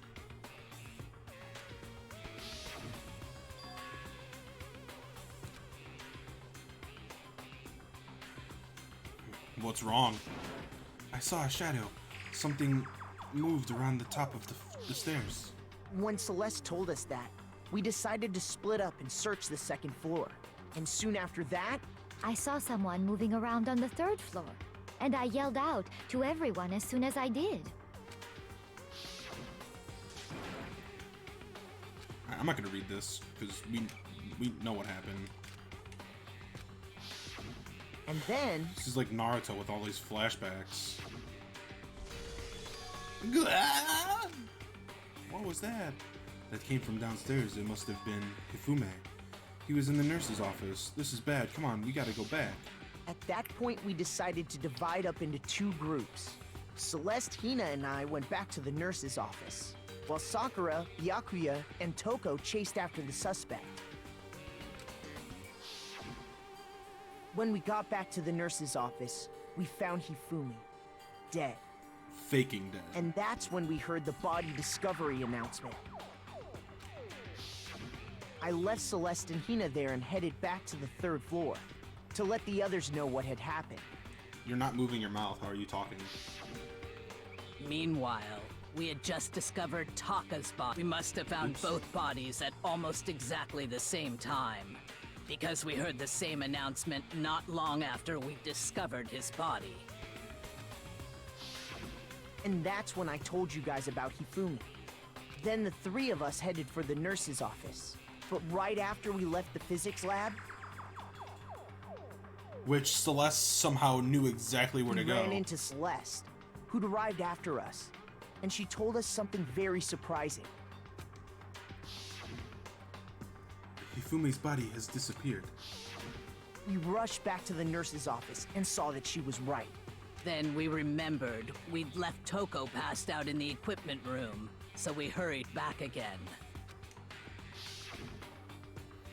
This can't be happening. Are we hallucinating all of this or something? But when we got there, we discovered that now Taka's body had when we got also there- gone missing. Next thing we knew, we were knew. searching the school for 2 missing dead bodies. And after some time, Celeste informed us that she'd found the bodies, and we all headed to the repository. Which is where we rediscovered the corpses. Celeste just seems to be at the center of all this. I think that about covers it. I see. The whole thing sounds exceptionally complicated. It certainly seems to me that these are not a simple series of connected events. Okay, well, if that's true, then what? Rather than a single series of events, I think we have to consider each murder a separate situation. And from there, we can uncover the contradictions surrounding all of them. Now then, let's get started, beginning with what happened to Taka. The contradictions hidden in what happened to Taka. In order to uncover the truth of this case, I have to find them no matter what.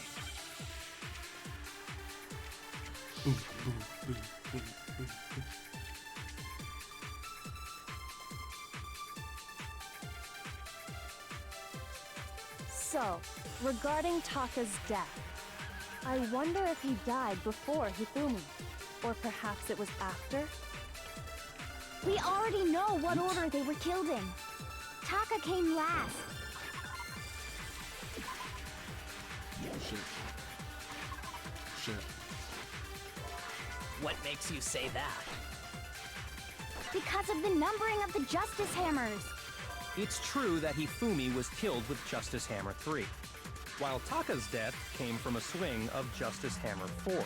See? So it's obvious Taka came after.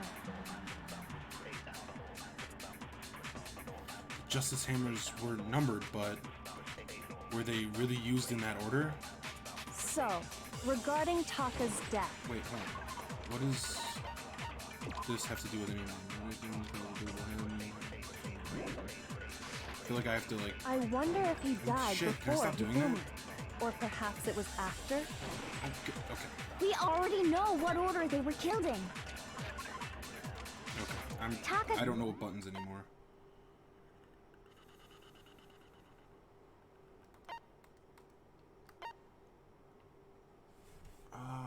Fire truth flashback, aim, silencer, fast forward, concentrate. What makes you say that? Because of the numbering of the Justice Hammers. Shoot! Wait, I'm confused. So, regarding Taka's death, How do I do like the... I wonder if... Or perhaps it was after? We already know what order they were killed in. Taka came last. What makes you say that? Because of the numbering of the Justice Hammers. It's true that Hifumi was killed with Justice Hammer, I'm so confused. while Taka's death... This is not the bullet I need. See? So it's obvious. And I don't know how to do the fucking...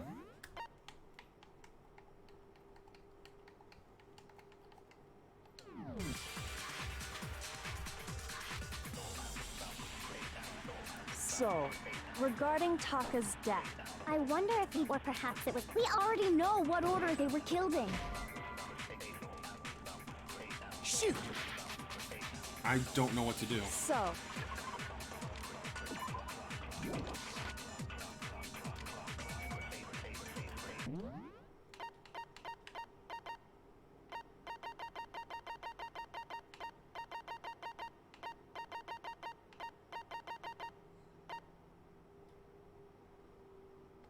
Oh, I you have wonder to hold if he it. Okay, died I got it. before I got it. Hifumi. I got it. I got it. I or got it. perhaps it was after? We already know what order they were killed in. Taka came last What makes you say that? because of the numbering of the Justice Hammer. There we go. No, that's wrong. Yeah, because we don't know what order they were used in. Hold on. There's no reason to assume that the hammers were used in the same order as their numbers. Sorry, it just took me a while to remember how to use the fucking ghost bullet thing. Because it doesn't tell you in the fucking things. If anything, that's just another way the killer tried to disguise their actions. So you're saying the culprit wanted us to think the hammers were used in order, but in reality, Taka was killed before Hifumi? Okay then, let's see the proof. Evidence that proves Taka was killed before Hifumi. There must be something that relates to what time he must have died. Yeah, his wristwatch.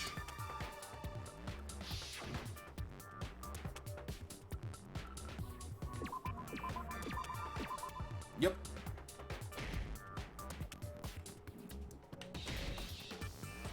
Do I not know how to spell wrist? W-R-I, right? Okay. S. Oh, you just have to keep on shooting it. Wrist. I need a T. No. I need a W. Sorry. A. Give me an A. Give me an A. Give me an A. What, can I have an A? Thank you, Jesus. C. Give me a C. Give me an H. Wristwatch. Now I understand. I've got it. Taka's wristwatch. See? Look. It broke with the hands pointing just past 6 o'clock. See, okay, this is what I'm saying. He's like, see, look. Like he has actual like photos of this evidence. That's what's confusing me. So does he have a secret camera, or is Monokuma just displaying this evidence for people to see? That's what I don't get. Or did he take the wristwatch off of Taka and he's like holding it up and like showing people? It must have gotten broken when he was attacked by the killer. Because as of last night,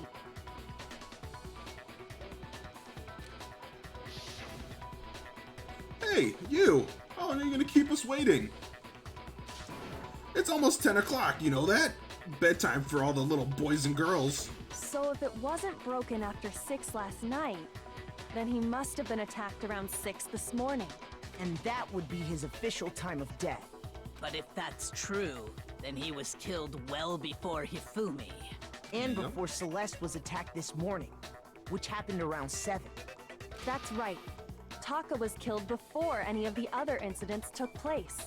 That simple fact slipped past all of us. We made the wrong assumption about the order of events, all because of those justice hammers. That's exactly why the culprit wrote the numbers on each hammer and had them increase in size. That way, when we saw how they were used in each incident, we'd easily make that wrong assumption. Now, if Taka was killed around 6, then everyone's alibis for his murder go out the window. Because when he was killed, we hadn't met up in the dining hall yet. That is a good point. That may be true in the case of Taka's murder. But all of our alibis still hold true for Hifumi's death. That's right. With him, at least, we're all safe.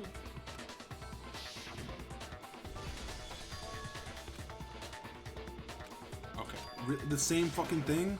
Holy shit, this is Naruto. When we heard Hifumi screaming, we were all together. Except for Hiro and Kyoko. Look at Monokuma in the corner blushing. He's like... Then we all ran down to the nurse's office, and that's where we found his body. That's totally true. We're all in the clear. Oh, I know! They must have recorded him screaming on a tape or something, then played it later on! If that's true, where's the tape? I don't know. Don't just go making stuff up. Anyway, we all have rock-solid alibis for when we heard Hifumi scream. Since all of us were there together, clearly none of us could have killed him. And it does not stop there. There was also the moment when we discovered his body had disappeared. When his body vanished from the nurse's office, Hina and I were in the bathroom together, while everyone else was in the equipment room, correct? And then there's the disappearance of Taka's body from the equipment room. At that time, we were all gathered together in the nurse's office because of Hifumi going missing. Well, don't forget, I was passed out in the equipment room the whole time. Wait, then what if Genocide Jill did it? She could have dragged Taka's body out of there right then! Even if she could pull that off, there's no way she could have done the same with Hifumi's body. Because, as we just established, she was passed out in the equipment room when his body disappeared. Besides, I didn't do either of them anyway. In other words, it is impossible that any of us could have killed Hifumi or moved either of their bodies. Hifumi was faking dead. On the other hand, Hiro and Kyoko had disappeared. Kyoko. So they most certainly could have done those things. So what now, So Kyoko? what now, Kyoko? For now, we can't get fixated on who did it, or we'll just keep going around in circles. So instead of who, I propose we start talking about how. In particular, I think we need to figure out how Hifumi's body got moved. That's true. We searched everywhere, but we couldn't figure out how to explain his body disappearing. And according to what Celeste said, We couldn't have been gone for more than a minute or two, so then the killer was able to get in and out, move Hifumi's body that quick. It would seem so. his body apparently disappeared in the 1 minute her and Hina took their eyes off of it. But to carry that much weight from the first floor up to the third in that short amount of time? Oh man, yeah! There's no way! It'd be impossible! Well, what if I told you there was a way to make the impossible possible? What? How? He wasn't If the dead. dead body were to move itself. I'm a fucking genius, yo. Huh? The dead body moved on its own? No! Not another... I don't think it has anything to do with the occult. I think what she's implying is we thought Hifumi was dead, but perhaps in reality he was still alive. He was alive? Are you saying Hifumi wasn't carried out of the nurse's office, but simply walked out on his own? Yep. But I mean, we found his body. He was dead. Perhaps he was simply playing dead. That it isn't possible. Why is that not possible? The idea that Hifumi was alive, is it really possible? Or not dead? No, I don't know what it said. Make your argument. Broken wristwatch. I don't think that's the bullet I need. Are you saying that when we first found Hifumi in the nurse's office, there's a chance he was actually still alive? No, it is impossible. Hifumi was dead, without a doubt. Why are you so And sure you know about that that? how? Yeah. Surely you heard the body discovery announcement along with the rest of us. Hifumi's dead body had been found. And that is why the announcement was made. Are we really so sure about that? Maybe the announcement was intended to signal someone else's discovery. Ah, fuck. That was it. Yep. Okay. I know Are what to you do. saying that when we first found there's a chance he was actually still alive? No. Hifumi was dead, And you know that surely you heard the body discovered. Hifumi's dead body had been found, and that is why the announcement was made. Are we really? Maybe the announcement was intended to signal someone else's discovery. Shoot! I thought that was it. Is that not Are you it? saying that when we first found there's a chance he... No. It is if Hifumi was dead, and you know that. Surely you heard the body. Hifumi's dead body had been found, and that is why the announcement was made. Are we really? Maybe the announcement was intended to signal someone else's discovery. Are you saying that when we first found Hifumi in the nurse's office, there's a chance he was actually still alive? That has to be it. No. It is impossible. Hifumi was dead, and you know that. Surely you heard the body. The Hifumi's dead body had been found, and that is why the announcement was. Are we really so? Maybe the announcement was intended to signal someone else's discovery. Shoot! I guess I don't know what I'm doing. I'm pretty sure Are that's... you saying that when we first found there's a chance he was actually still alive? No. It is impossible. Hifumi was dead, and you know that. Surely you heard the body. The Hifumi's dead body had been found. And that is why the announcement was. Are we really? Maybe the announcement was intended to signal someone else's discovery. I'm so confused.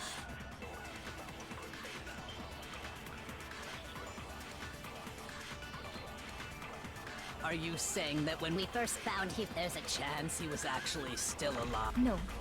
It is Hifumi was dead, and you know that. Surely you heard the body discovery. Hifumi's Dead body had been found. And God that damn it, I keep on is. fucking Are up. we really? Maybe the announcement was intended to signal someone else's discovery. Am I stupid? Are you? I feel like that's right. There's a chance he was actually still alive?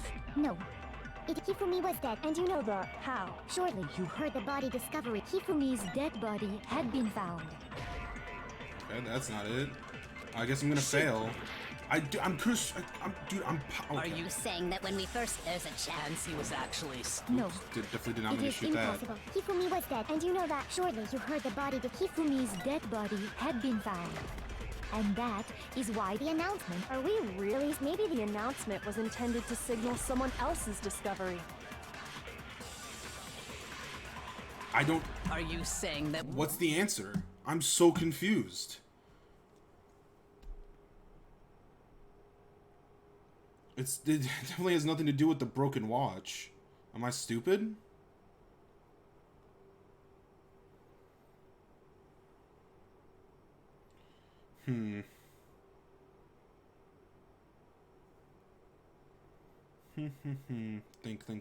Think. Ah, fuck, man. Well, let's just keep on watching it, I guess. There's a chance he was actually still alive? No. It is impossible. Hifumi was dead, without a doubt. And you know that how? Surely you heard the body discovery announcement. Hold on.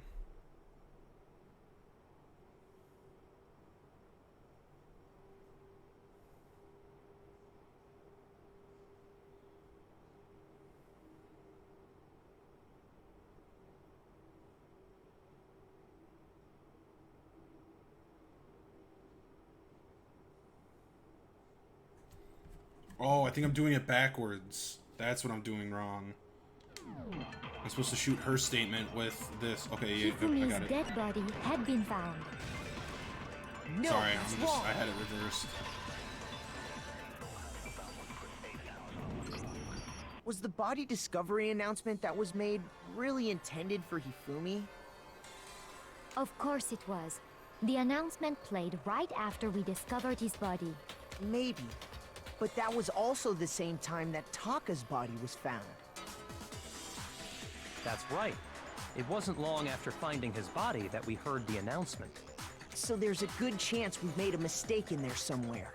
I think we've confused whether the announcement was for Hifumi or Taka. First of all, if 2 bodies had been found, there really should have been 2 announcements. Maybe Monokuma simply got lazy and rolled them together into one. Nah, nice try, What do you lady. say, Monokuma? Any comment? Well, it's a very sensitive issue, so I can't go into too much detail. But what I can say about the body discovery announcement is that it's only broadcast when 3 or more people find a dead body for the first time. That didn't answer our question, man. We're asking if you're a lazy bum. No, actually, that was plenty. Because she passed out. He said it's only broadcast when a body is discovered for the first time, which means the body was already found. even if we find the same body again later, he won't make the announcement again. And he made an announcement twice If when we that's rediscovered true, them. then why was the announcement made again later on? That's a good point. Later on? Exactly. We heard the body discovery announcement twice. The second body discovery announcement. The first time it played when we found each body in the nurse's office and the equipment room, and then again the second time when both bodies were rediscovered. We heard it a second time in the repository, when we rediscovered the two bodies.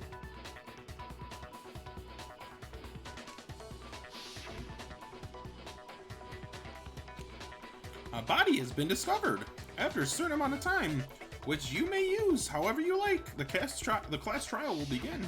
It didn't seem weird at the time, but it contradicts what Monokuma just told us, doesn't it? Exactly. If we were actually rediscovering both bodies, the announcement shouldn't have played. Then in reality, when the two dead bodies were rediscovered, one of them was actually being discovered for the first time. So, when we found Hifumi the first time in the nurse's office, he wasn't actually dead yet. Yup. Meaning, he wasn't actually found dead until we came upon him in the repository. And that's just part of it. There's one other thing that leads me to believe he was still alive in the nurse's office. Oh, I know! Because he was super good at playing dead! Bada bing, bada boom! That is the worst logic I have ever heard. But honestly, I do not think there's anything that can prove he was still alive. Okay then, let's take another look at the events surrounding the discovery of his body. Then it should become clear whether he was really alive or not. This whole thing is pointless. Is it though? Dude, it's so easy to see through her. You done it. You done did it. Oops, I should have read that. Whatever. It's probably his glasses, right? Yup. Dude, I'm so smart. Sometimes. When I'm Well, not here's one confusing thing things. we do know. The first time we found Hifumi's body was in the nurse's office. And then, while me and Celeste were in the Oh, I have to use the bathroom, bathroom, but I don't his want to. body disappeared. And the next time we saw his body, it was in the repository. But when you compare his body before being moved and his body after being moved, Other than the change in how it was positioned, Oh, fuck. That was not when I wanted to use it. Sorry. Shoot. Shit. Oh god, I'm gonna lose. Well, here's one. The first time we found Hifumi's body, and then his body disappeared. And the next time it was in the... But when you compare his body before, other than the change in how it was positioned, there was no notable difference. That's what I want. No, that's wrong. There was a notable difference. In fact, there was one clear difference between Hifumi in the nurse's office and the repository: his glasses. That fact alone proves that he was only playing dead in the beginning. Perhaps you'd like to fill the rest of us in? When we found Hifumi in the nurse's office, his glasses were covered with blood. But when we found him again later in the repository, they were spotless. And I found the item he used to wipe them clean in the nurse's office trash can.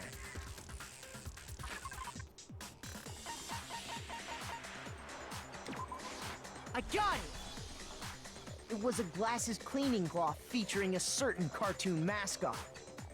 One look at the bloodstain on the cloth should make things clear. This piece of cloth was used to wipe Hifumi's glasses clean. And the mascot on the cloth is the same one that's on the digital camera, right? And whose digital camera was it? Hifumi's. Hifumi's, of course. Oh, that's a fat little fairy. the character was Oh, princess, whatever. Piggles. From Oh, okay. Demon Angel Piggles, Pretty pig. Pudgy Princess, I think. Okay, yeah, no, okay. Makes sense that she's a I little chubby. highly doubt anyone but Hifumi would have brought something like this to school. I see your point. And the only people here who wear glasses are... I wouldn't be caught dead using a tacky piece of garbage like that. A few tissues is all I need to keep my glasses clean. Then there's no question. It belonged to Hifumi. So what you're saying is... what exactly? What I'm saying is, the blood on his glasses was wiped away using his own glasses cleaning cloth. Even if that is true, it does not mean he wiped the blood off himself. But who would benefit from a clean pair of glasses other than the glasses owner? That's a good point. And it must have been him, right? So let's assume that Hifumi was still alive in the nurse's office. He pretends to be dead. Then when he's alone, he wipes his glasses clean so he can see. Then he stands up and walks out on his own 2 feet. And with that, the impossible task of moving his copious corpse becomes possible, wouldn't you say? But then, if he was just pretending to be dead, what was with all that blood? Was it paint or something? The fridge in the nurse's office contains packs of blood for emergencies. He probably used one of those. He figured if he was gonna play dead, he should go all out, so he just dumped it everywhere! But he got crazy with it and had to wipe his glasses off when he was done! God, what an idiot! And if Hifumi was still alive at that point, the disappearance of Taka's body is easily explained. It should be perfectly obvious who must have moved Taka's corpse. Hifume. Taka himself. Okay, buddy. I got it! It could only have been Hifumi. While we were all gathered in the nurse's office, he went to the equipment room and took Taka's body. That also explains how the door to the repository got locked. The door was locked? Well, after the bodies disappeared, we all went looking for them, right? So me and Sakura headed for the repository. But when we got there, the door was locked. Sorry. I have to go to the bathroom again. Or, not again, but whatever.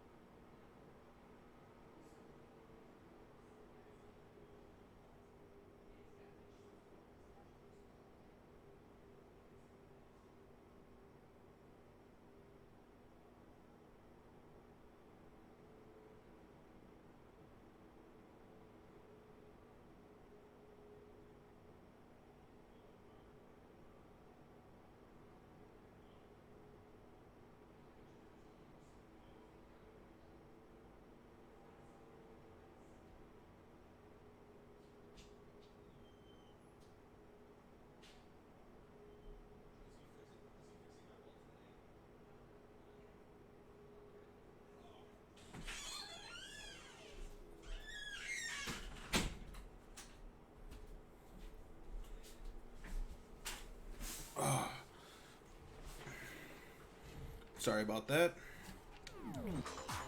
And the repository door can only be locked from the inside. Which means when Hina and Sakura got to the repository... And it could only have been Hifumi, who just finished stashing Taka's body there. He convinced us all he was dead, and when he saw his chance, he dragged Taka's body to the repository. So, Hifumi wasn't just another victim in this case. He was one of the assailants. But that means he took part in the murders. I just can't believe it. If you're having trouble, would you like me to show you one more piece of evidence? Please. There's more? There's a lot more. Oh, absolutely. The single biggest fact pointing to his involvement has yet to be revealed. You know what I'm talking about, right, Makoto? The item he took off of Taka's lifeless body? The piece of paper?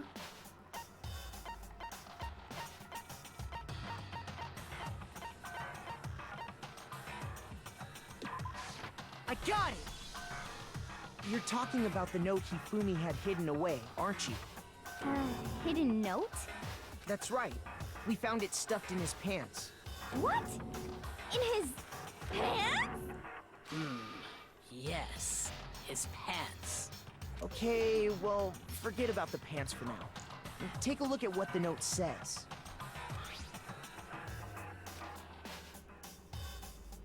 Ah! That's the note I was telling you about. The one that told me where to go. Huh? Wait, this one's a little different. In my note it said, Monokuma can't find out, so don't tell anyone else for now. Let's meet in the rec room at 1 a.m. I see. Then this note isn't the same one Hiro got. It's not the same? In other words, the killer got in touch with another person besides Hiro. And that person could only have been... Fume's pants. I got it! That's right! Who's hitting, like, Taka. the other two options? The killer used this note to draw out Taka and murder him. Unless you're just fucking around, but... Hello? Over here! Objection! Objection! I don't really understand what's going on, but Hifumi had that letter, right? So whoever wrote it wasn't drawing out TikTok, they were drawing out Huffy! Just to be clear, TikTok is Taka and Huffy is Hifumi, right? Ugh! Yes! Why must you ruin it every time?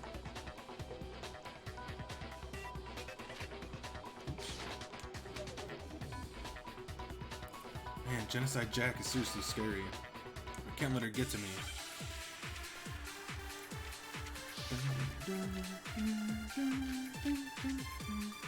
Oh shit.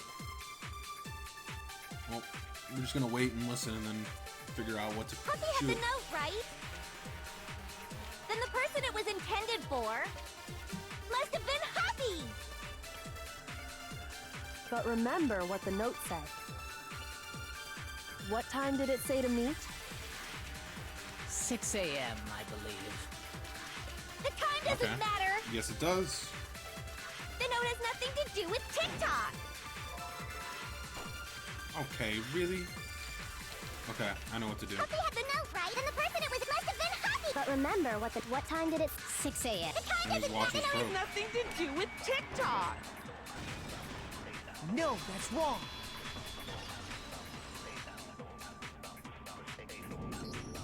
No, there absolutely is a connection. What the hell are you talking about? The note said to meet at 6 a.m., which is the same time Taka was murdered. We've already proven that using his wristwatch. But there's more. Look where the note says to meet. The equipment room, right? Which is where Taka was killed. I see. So, Taka was murdered at both the time and place written in the note. I think that should be plenty to show that this note was definitely meant for Taka. Well, when you put it like that... No further objections! Then someone used that note to trick Taka. Just the same as me. Ugh. The culprit really is a cold-blooded monster. Okay.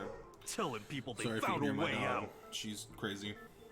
But if they gave the note to Taka, what was Hifumi doing with it? Stuffed down his pants, no less! Most likely. Hifumi stole it off Taka's corpse after he died.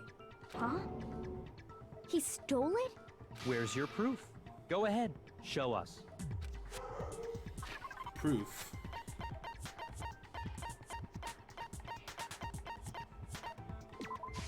I got it! When I searched Taka's body, I saw that his lifeless hand was gripping a small scrap of paper. Oh yeah, you saw it? I'm pretty sure Kyoko saw If it. I'm right about this, the sheet of paper this piece came from is... I knew it! It fits perfectly with the note we found hidden on Hifumi. Then Taka's scrap and Hifumi's note. Yup, they're from the same piece of paper. Hifumi had the note meant for Taka, while Taka's corpse still grasped a small piece of that note. There's only one way to explain it. Taka died clutching the note. Hifumi tried to free the note from his death grip, leaving behind only one small scrap. Did I get all that right? That means Hifumi knew the note was important. Exactly, which proves that he was an accomplice in the murder. Whoa. Yeah. After seeing all this, Hifumi was super involved in this whole thing for sure. In fact, he was behind the whole thing. In fact, he's still alive! Sorry, think so. no. When we found him in the repository, Hifumi was truly and completely dead. The second body discovery announcement proves that. Well, clearly he wasn't dead So yet then, because he was able to talk. who killed Hifumi? Whoever did is the mastermind, the true killer. He was killed in the repository. So he must have been killed not long after transporting Taka's body. So, he must have been killed after Taka's body vanished, but before we found both bodies in the repository.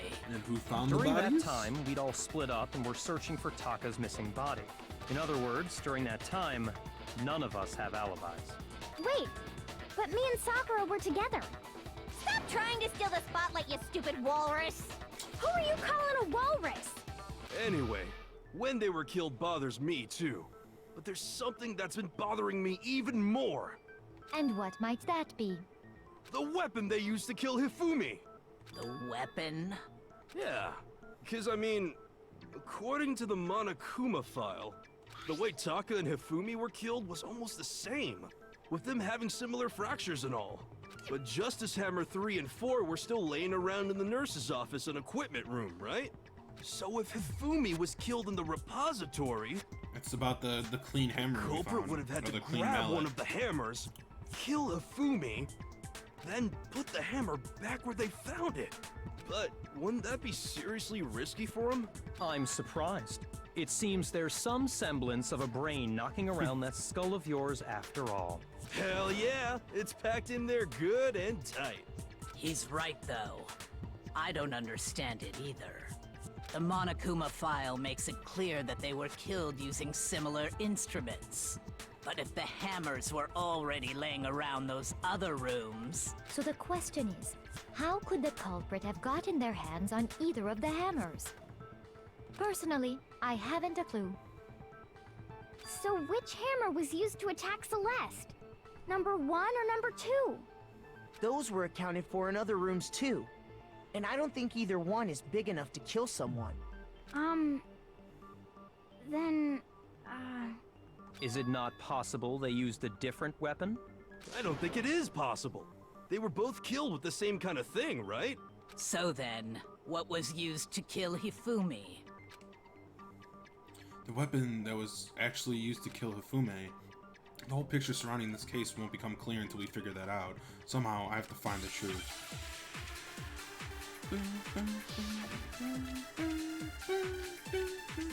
Yep, spotless hammer. I knew it.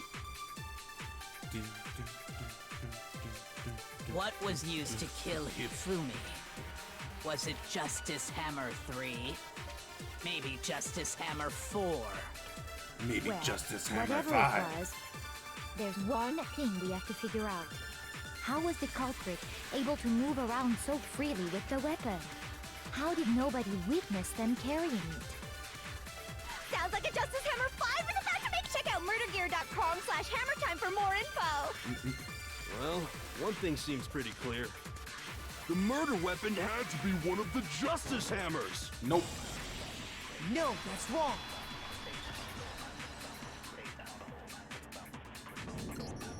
The murder weapon wasn't a justice hammer at all.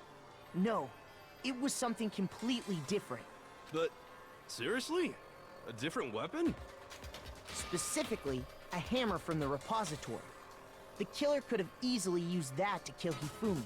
Now, all the hammers in the repository were covered in flecks of grit and debris. But for some reason, one of them had been scrubbed clean. Why is he freaking out on the left? What is this? Huh? And the reason it had been scrubbed clean was most likely because it was used to commit murder. If the hammer got covered in Hifumi's blood, of course they'd have to clean it off. I'd also like to point out that the repository has all kinds of hammers. Big ones, small ones, and even some flat mallet-like ones. I think whoever made the Justice Hammers used those as a basis for their design. If that's true, that would explain the Monokuma file's note about the wounds being similar. So Hifumi moved Taka's body to the repository, where someone then used a hammer to kill him. And whoever did that is the true killer. The one Hifumi was working with. And hold on a moment. I still think it's strange to assume someone was working together with him. The way the graduation rule works, there is no benefit to helping someone else carry out a murder. So the idea that anyone would work together like that is simply ludicrous. We talked about this, did we not? We did talk about how there wouldn't be any reason for anyone to work together. At least that's what we thought at first, but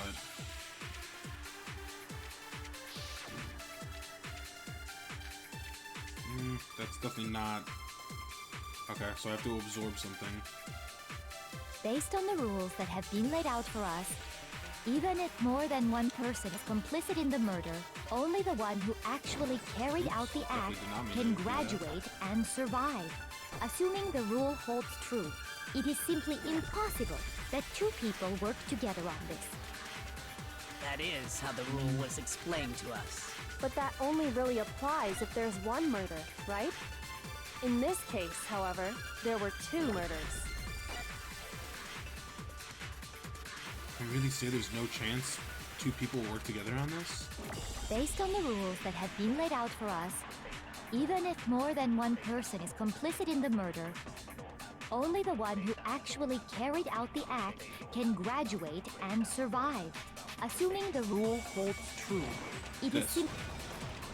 No, that's wrong! I completely guessed.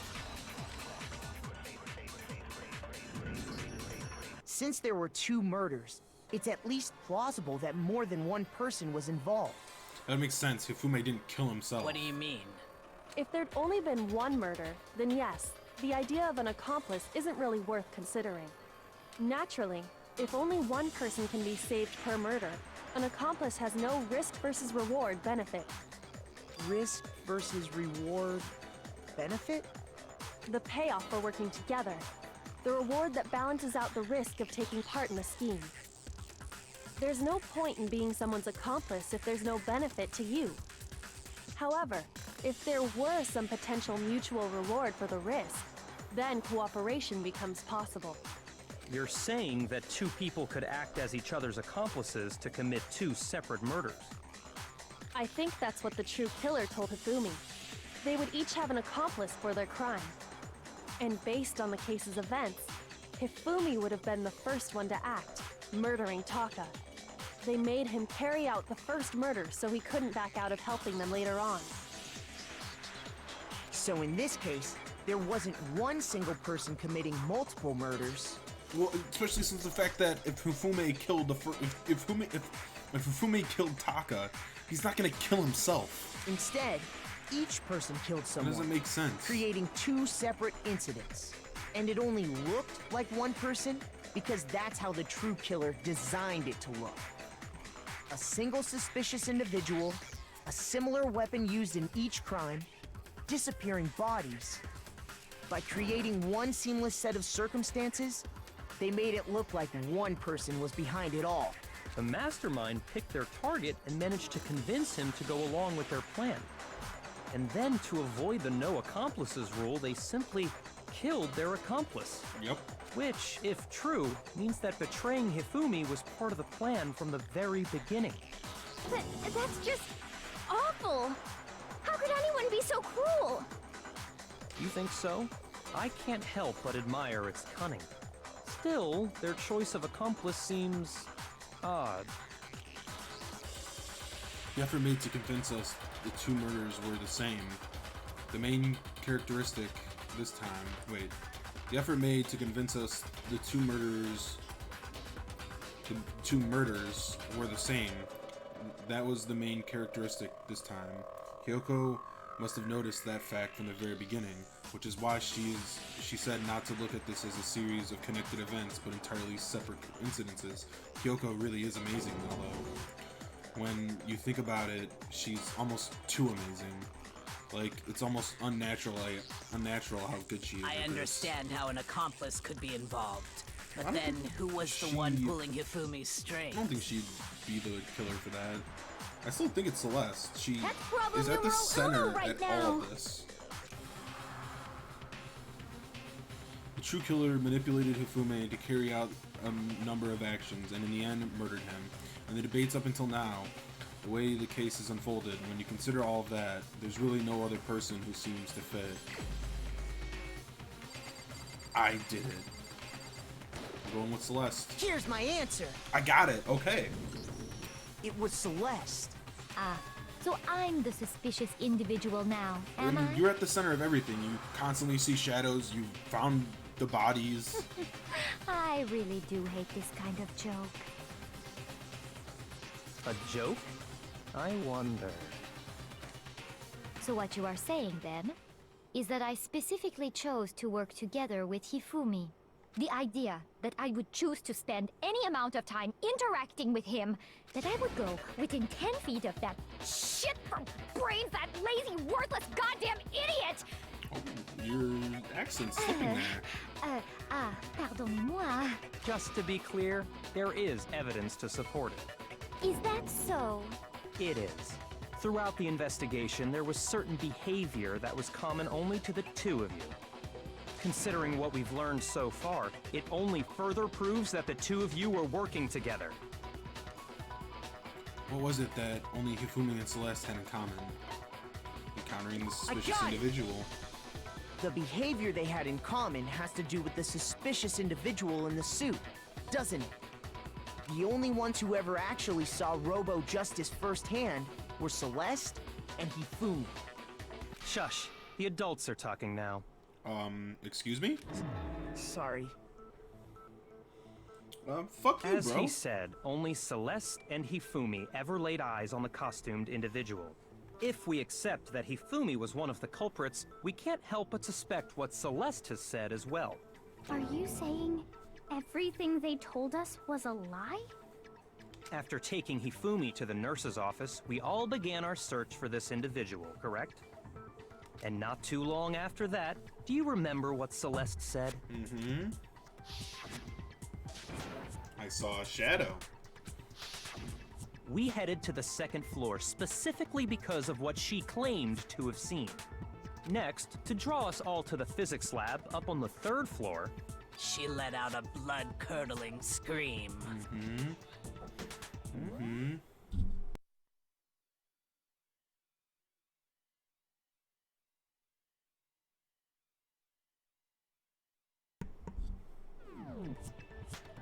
and when we'd all come to see what was wrong, what was it she said?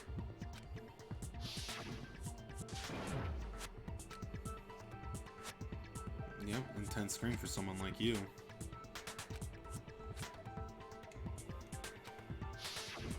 Once she'd done her job of getting us all up to the physics lab, it was time for her partner to get to work.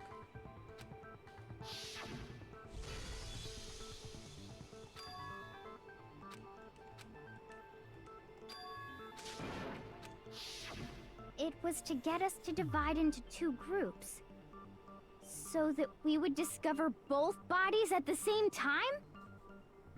In fact, Celeste was precisely the one who proposed that we split up. Then why don't we split up into two groups?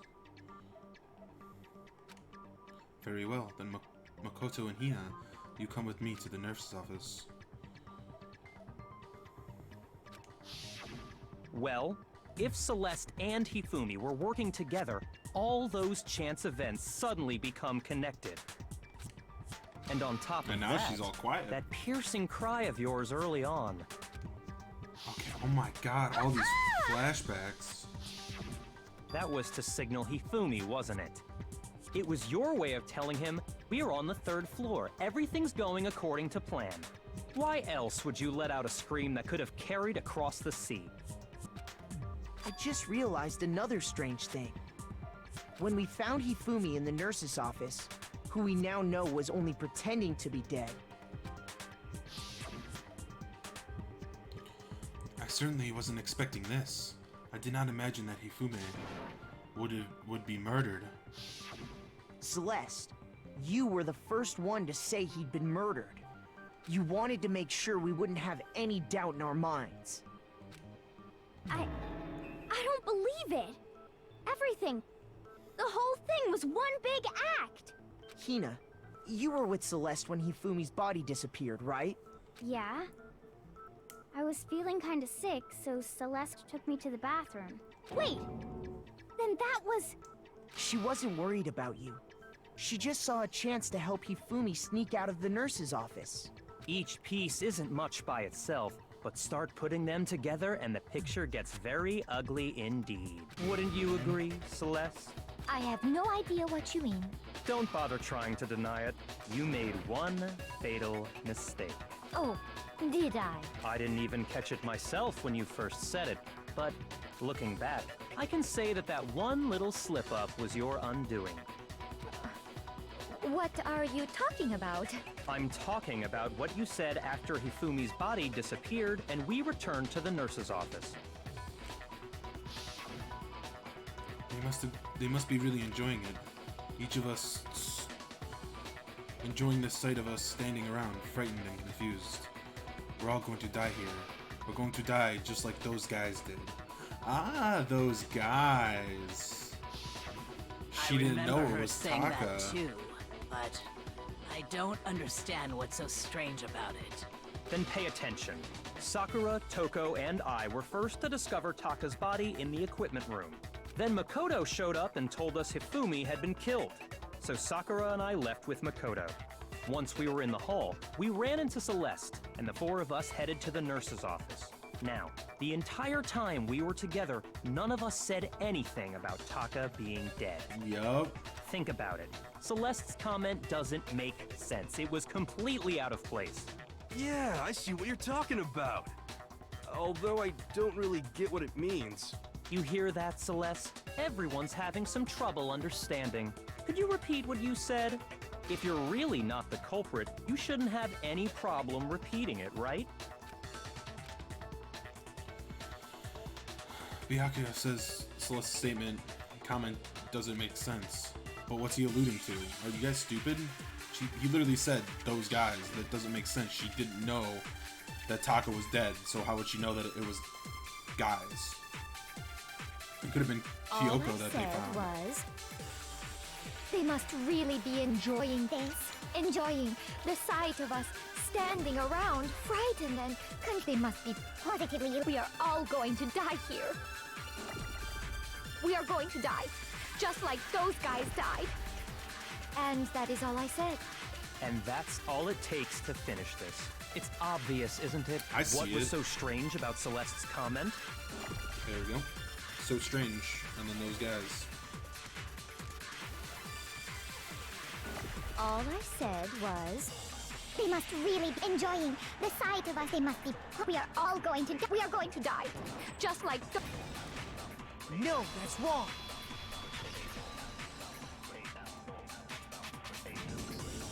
That's right. There's no reason Celeste should have said, just like those guys died. When she said that, none of us had told her Taka was dead. Exactly. And we didn't run into her until after we were all out in the hall. So there was never any chance for her to have seen his body in the equipment room for herself. So how did you know, Celeste? How did you know more than one person had been killed? And how did you know they were both guys? Because Kyoko had also disappeared, right?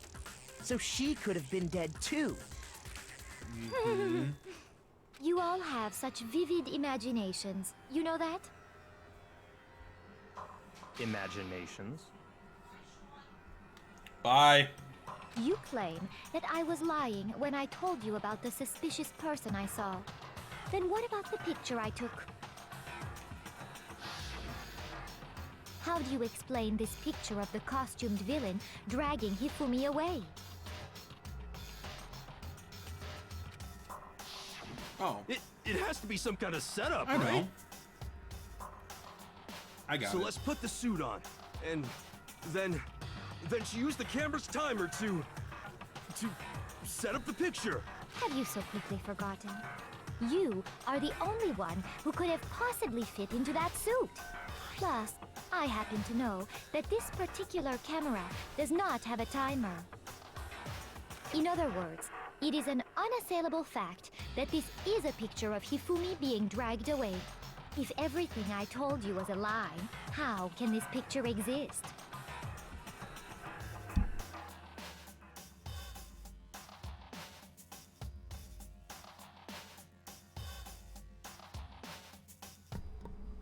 Simple. Are we sure that's really a picture of the suspect dragging Hifumi away? What could you possibly mean by that?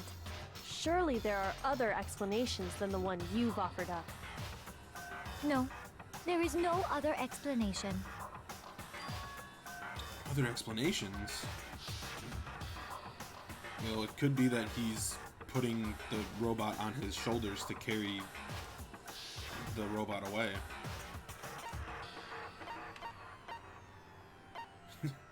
Yep, they were dancing. Yeah, he's dragging it away. It's not a picture of the suspect dragging Hifumi away. I would say it's a picture of Hifumi dragging the suspect away. That's certainly within the realm of possibility. The one being dragged off in that picture isn't Hifumi, but the person in the robot suit. We've simply been led to believe that it's the other way around. And the strange costume might only exist to lead us astray even farther. If you saw someone wearing something like that in this situation, of course you'd notice and be suspicious.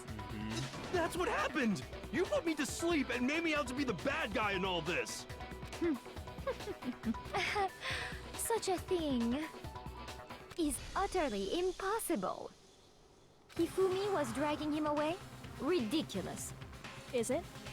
I don't think it's ridiculous at all. Then shut your mouth and allow me to educate you. Celeste thinks she can prove that there's no way Hifumi was dragging the suspect, but is that really possible? And what's my truth bullet?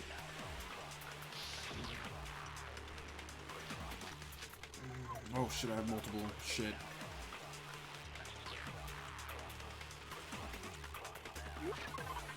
Okay, so we have the message, which I don't think has anything to do with it. The blueprints, which was found in his room. I don't think that has anything to do with it. It has to be this. In addition, okay, it has to be the suit. Then you just draped me across Hifumi and had him carry my weight. You tried to make me look like the bad guy. Like I said, ridiculous. As you can see in the picture, the suspect is standing perfectly upright. If the person inside the suit was unconscious, there's no way they could stand up straight like that. Well, the suit makes you stand up straight. No, that's wrong. Because you can't move at the waist, so it physically makes Even you. if the person inside the suit were unconscious, they could still stand up like that. Because that Robo-Justice suit had a certain characteristic. You totally can't bend at the waist. Seems like a pretty obvious oversight. That's right! They totally made a mistake when they made it, so it couldn't bend at the waist. I'm not so sure that was a mistake. I think the suit was designed from the beginning to be used the way it was. Celeste and Hifumi took the suit they'd specially designed and stuffed Hiro into it. That's how they were able to fake that whole thing. The point of it all was to make us believe whoever was in the suit was to blame. Well then, I suppose this is checkmate. Checkmate?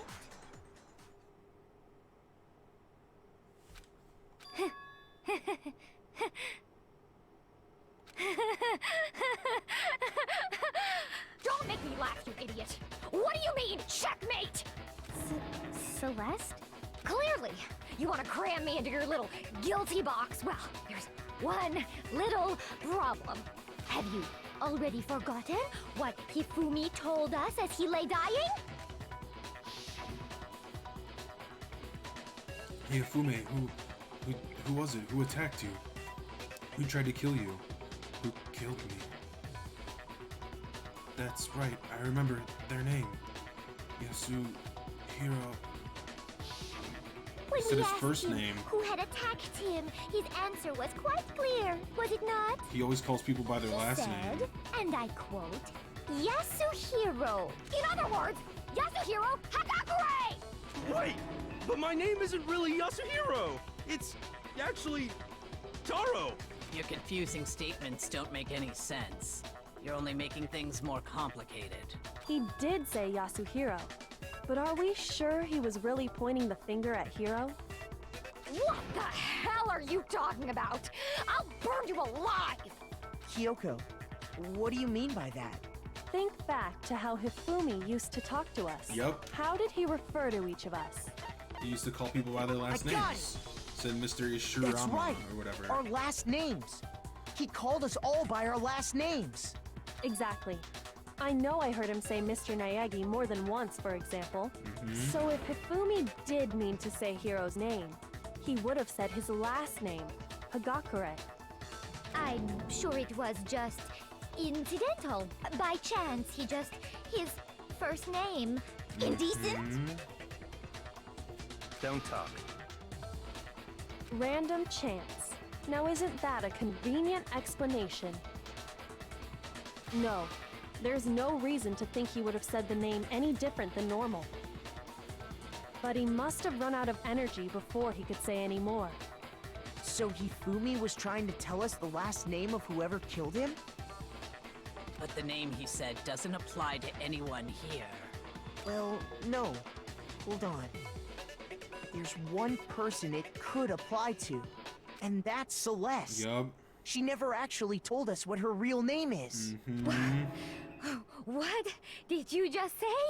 To think you'd take your false accusation so far, I don't know whether to laugh or spit! Come on! Enough with your idiotic blather! Yasuhiro is a loser's name! Do I look like a loser to you? Well, do I? Your accent's certainly going away, Larry girl. I think I've earned the right to be a little on edge. Okay, then fill us in.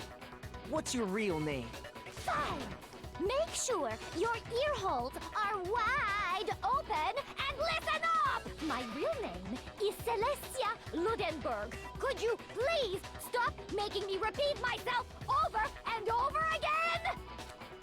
Celeste won't give it up, so then I have to do something to make her accept it. Look at her ebook. Because that'll have her real name no matter what. Yes. Yeah. Yep. Prove it. Let us see your ebook. It should have your name in it. Hifumi was trying to tell us something.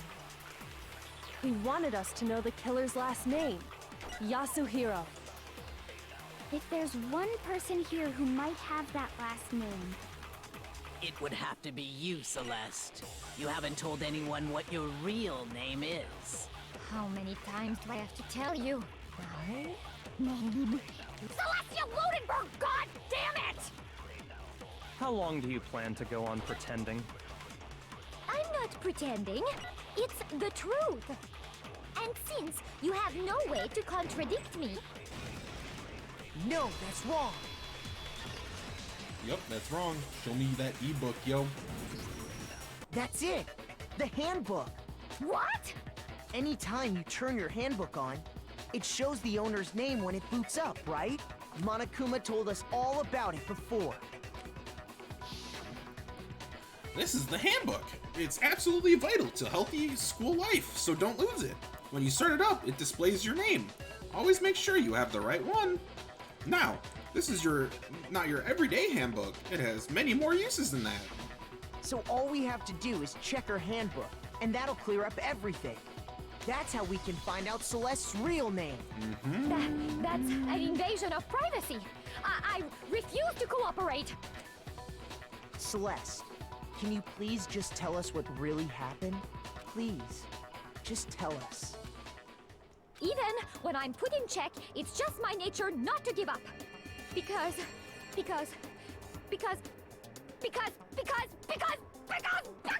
until the game's over, you never know what might happen. Fine then. Let me settle it. Let me go over the case again, from the beginning, and shed light on all your crimes. And that'll bring everything to an end. Are we going to the comic book section? Yep, okay. So they're sitting there.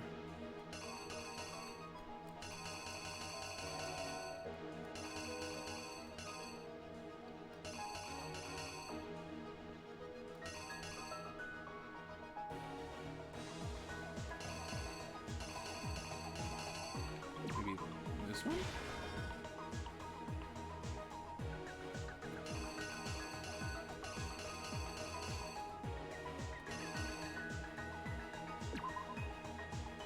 Oh, so that's Act 2. So they're waiting for him to show up. They're drugged. Or he's drugged. Did he grab his head there?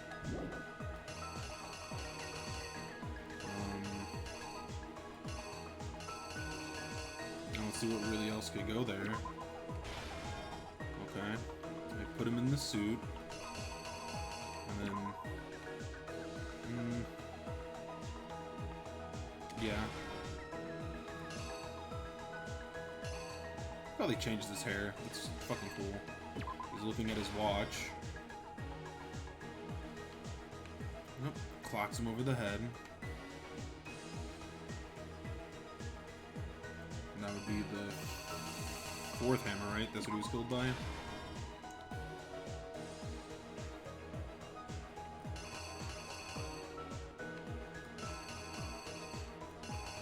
I like how they throw like other things in there that couldn't be possible. I honestly have no idea what would go there. Which hammer was it? Was it 2 or 3? I think it was 2 because 3 was the one in the nurse's office.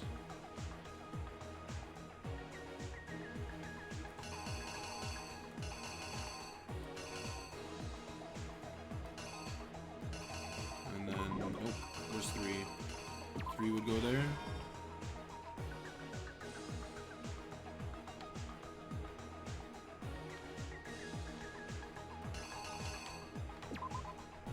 And moving the body.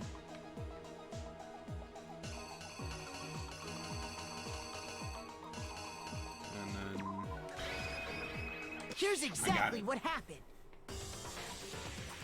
Before anything, the killer persuaded someone to help carry out the murder. And that person was...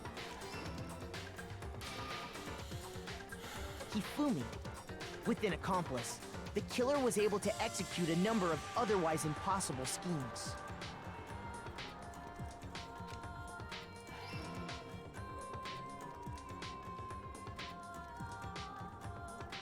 First, they convinced someone to meet them in the rec room last night at 1 in the morning. That someone they met with was Hiro. The murderous duo intended to pass Hiro off as the prime suspect. So when they met up with him,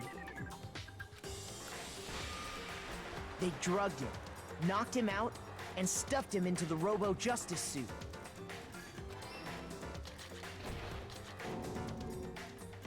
Next, Hifumi positioned himself to make it look like Robo-Justice was attacking him, while the killer used a digital camera to take pictures of the assault. They did all this just to create evidence that would put the suspicion on Hiro. When they were done with him, they shoved him, still unconscious, into the pool room locker. And then finally, at 6 a.m., they moved into the murder phase of their plan. They called Taka to the equipment room.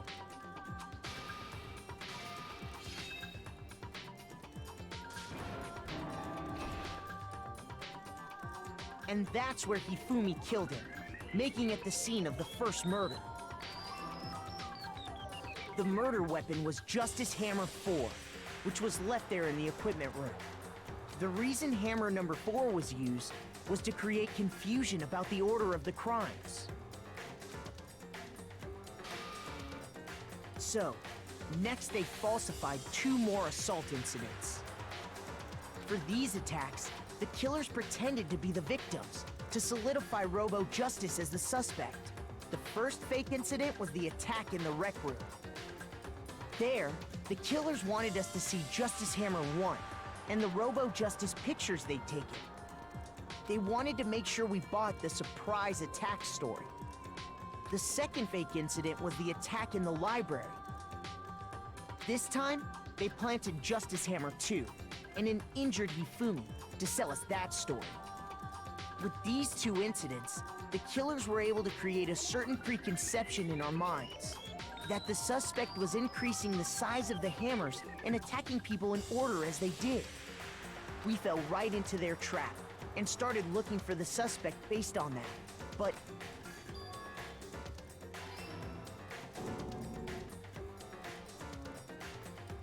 while we did that, we left Hifumi alone in the nurse's office.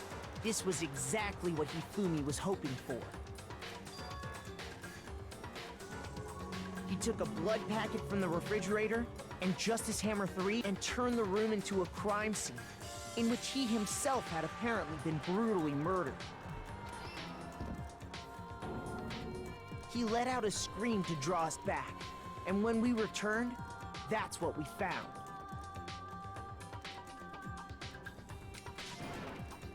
Meanwhile, the other group that had been out searching found Taka's body at the same time. So when we heard the body discovery announcement, we naturally assumed it was for Hifumi. We left the nurse's office, and Hifumi once again took advantage of the situation. He simply got up and made his escape. When we learned his body had disappeared, we all rushed back to the nurse's office. And once again, Hifumi had the chance he was waiting for. This time, he snuck into the equipment room.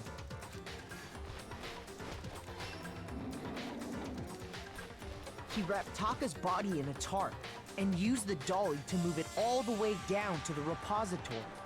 That explains how each of the bodies disappeared. But even Hifumi didn't know what the true killer had in mind for their final act.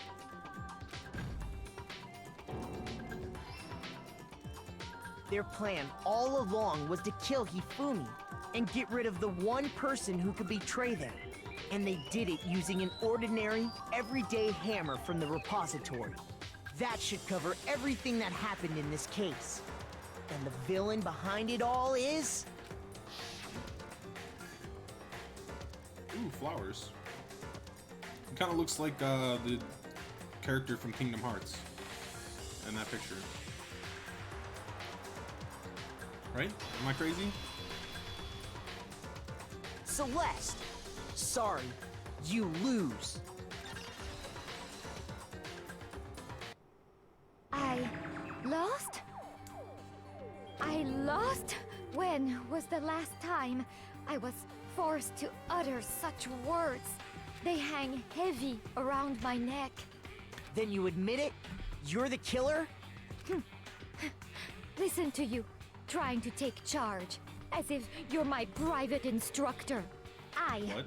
Celestia Ludenberg. Actually, no. Oh, she's giving it up? Taiko Yasuhiro is fine. Oh, shit.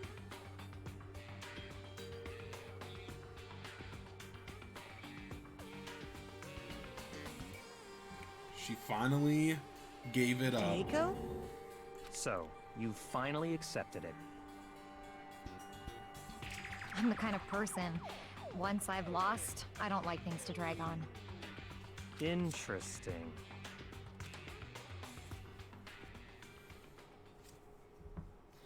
And that fucking accent's gone too. Hey. Okay, Monokuma. I'm ready to begin. Or, no. I suppose this is the end, isn't it? It is indeed the moment we've all been waiting for. Time to vote, okay? Okay. If you would, please locate your lever and cast your vote. And when the votes are tallied, who will become the blackened? Will you make the right choice or the dreadfully wrong one? What's it gonna be? What's it gonna be?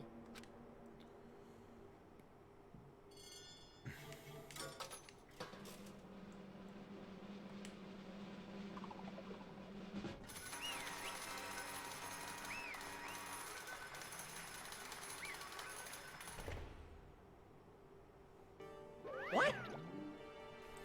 It's basically a formality at this point, but once again, you're totally correct.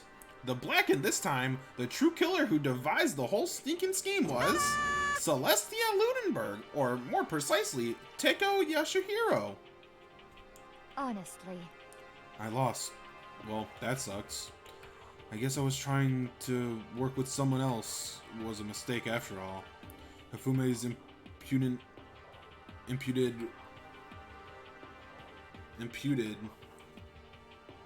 imputitude was beyond all my calculations. I knew it. So, you really did approach Hifume with this plan. But how did you get him to agree? I can't imagine he would have happily agreed to commit murder. I'm sure she relied on her specialty, lying. My specialty? Don't make me laugh. I didn't have to lie to make him to agree. Then what did you use? You know. I knew you'd figure it out, Kyoko. You're absolutely right. To get to Hifumi, to act as my accomplice, I used her. For everyone who is still left, I'll avoid mentioning it by name, but it was the one thing Hifume and Taka were both super into. Does that mean she was talking about alter ego? Say what? What? What? What are you talking about? Just a second. Don't interrupt. We're in the middle of a very important conversation here. I'm totally out of the loop, as usual. How sad. In other words. Then you're the one who stole it. Indeed. That's right. I see. I guess I'll use her voice that I've currently been using, because I don't really know her actual voice. And you used it to drag Hifume into the plan you'd come up with. Alright again. Last night, after we had our little meeting about how I'd disappear, I paid Hifume a little visit.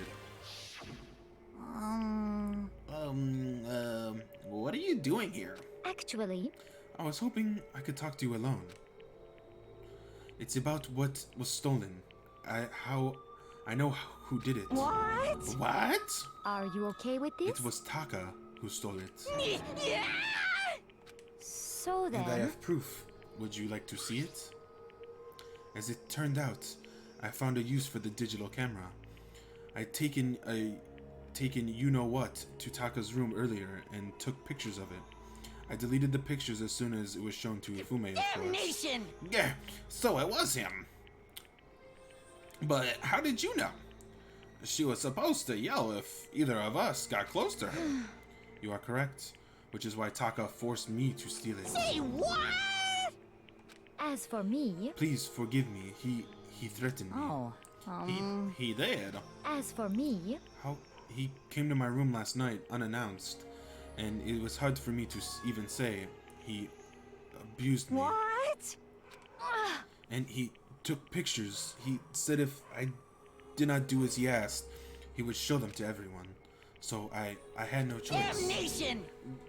Well, that's a crime. Obviously punishable.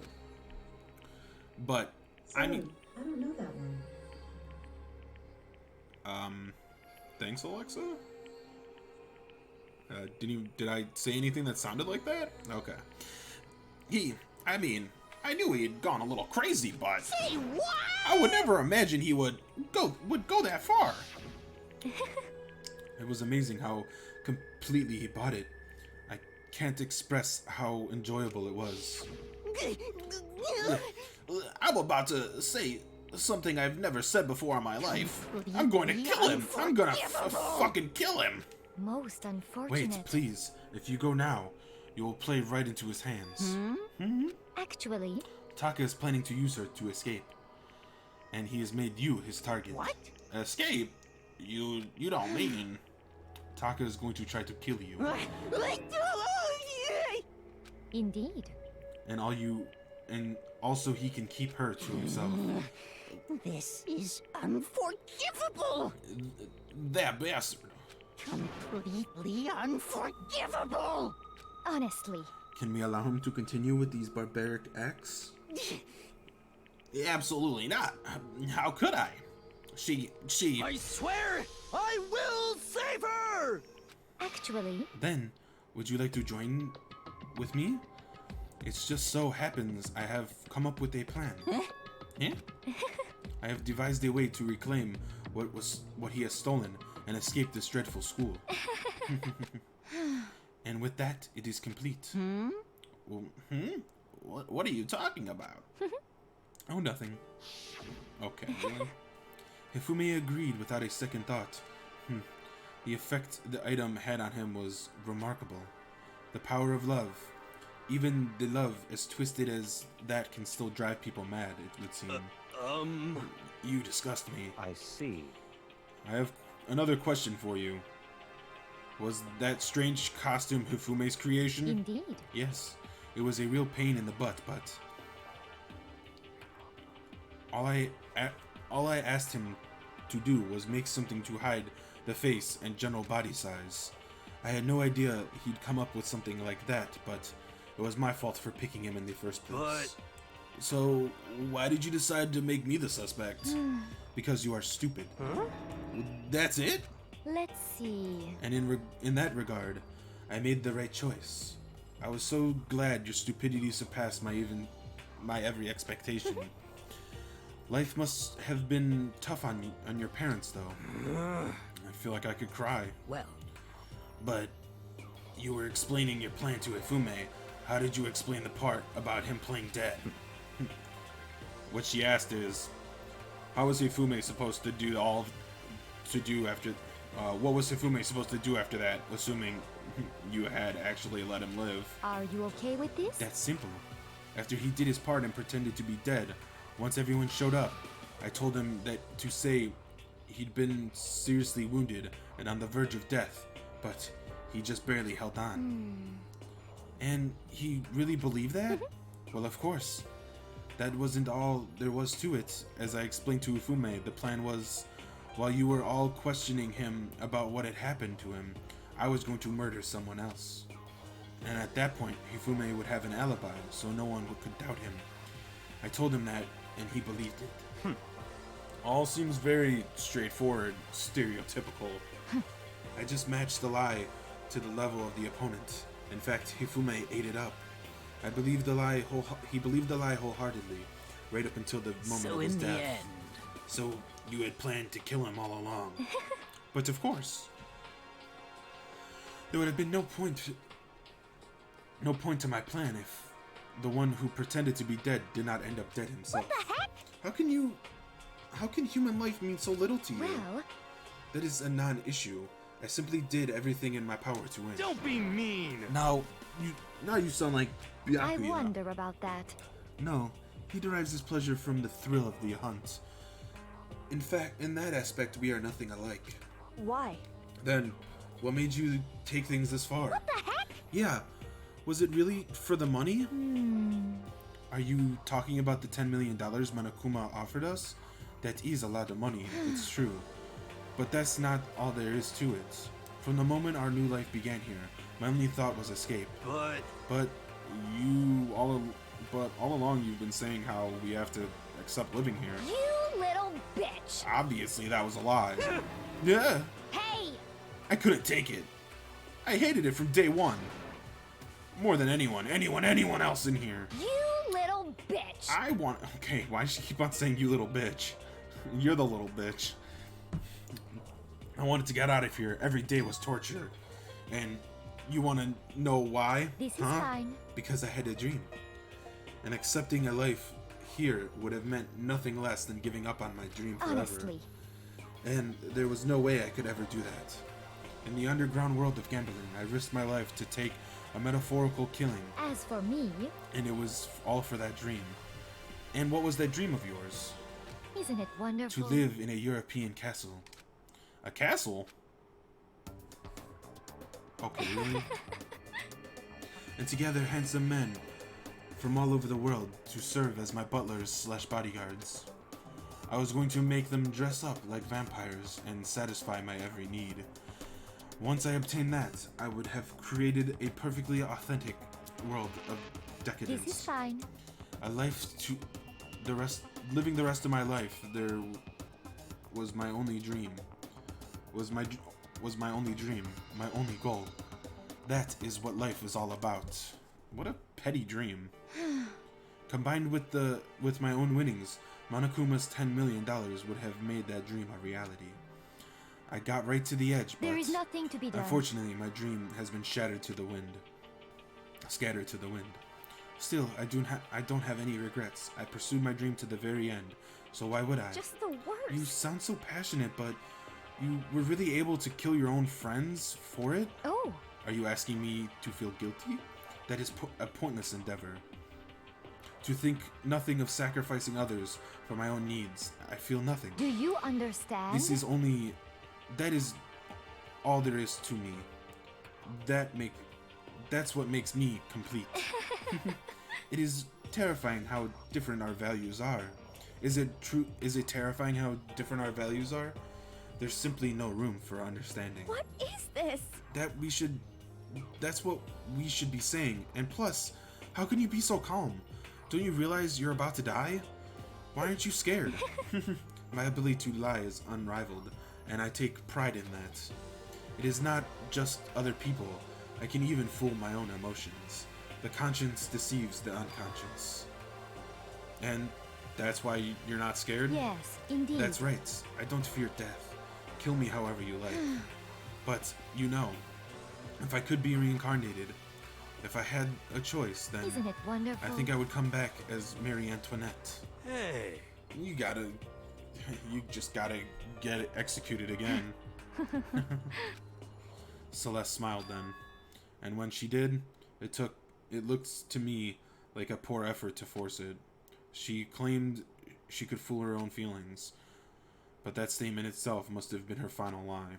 And that weak, fake smile is what betrayed her. Thrills, chills, kills! You all done? Okay, then let's get rolling. The Blacken disturbed the peace and must pay the price. Now then, I've prepared a very special punishment. For her, the ultimate gambler. Let's give it everything we've got. It's punishment time! What could her death be? Maybe I like... guess I'll let Kyoko hold on to this. What? Will it really give you the hope you're looking for? I can't say I ever saw it that way. Which is why... Actually, it's not important. Well then... Perhaps we'll meet again. In another life. I like her real voice. How is she gonna die? Something with gambling. Maybe a giant roulette wheel or something? Or getting a bunch of cards thrown at her? I don't know. We'll see.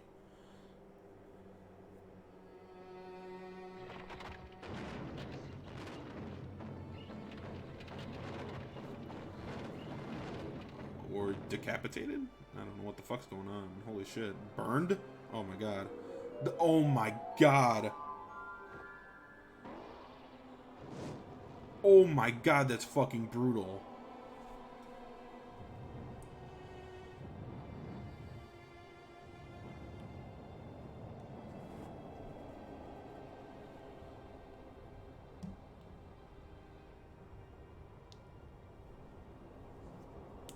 This is the worst death so far. Holy shit.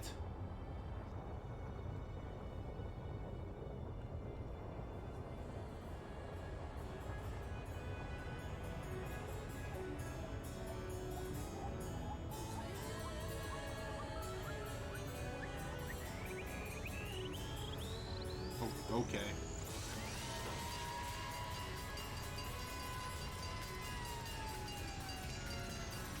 Wait, what?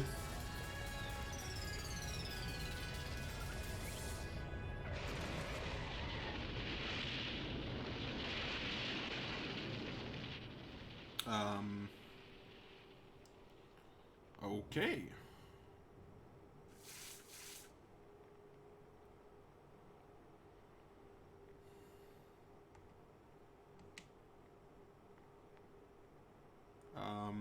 Okay. I was like, what the fuck is happening? It's over. The third execution is over. Celeste's death is over. Celeste killed my friends, so I can't pity her, but I can't deny that at one point I considered her a friend too. And for him to just come along and...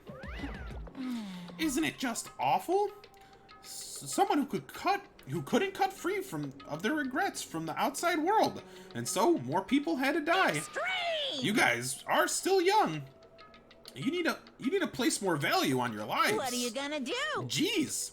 And here I thought you guys were gonna pass the torch of hope to the next generation. Let me out of here! What do I care about hope?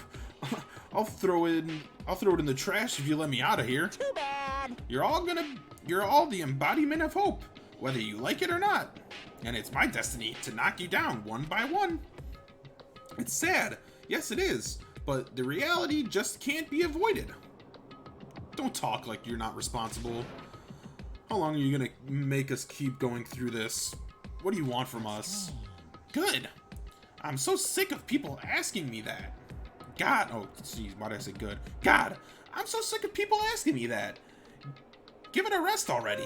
So anyway, Kyoko, did I see you got some kind of key type object from Celeste? Hey! So, what's the deal with that?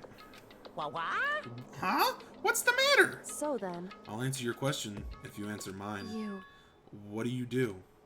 What did you do to me? Ooh. What? Hey, Answer me. What did you do to my body? Ooh.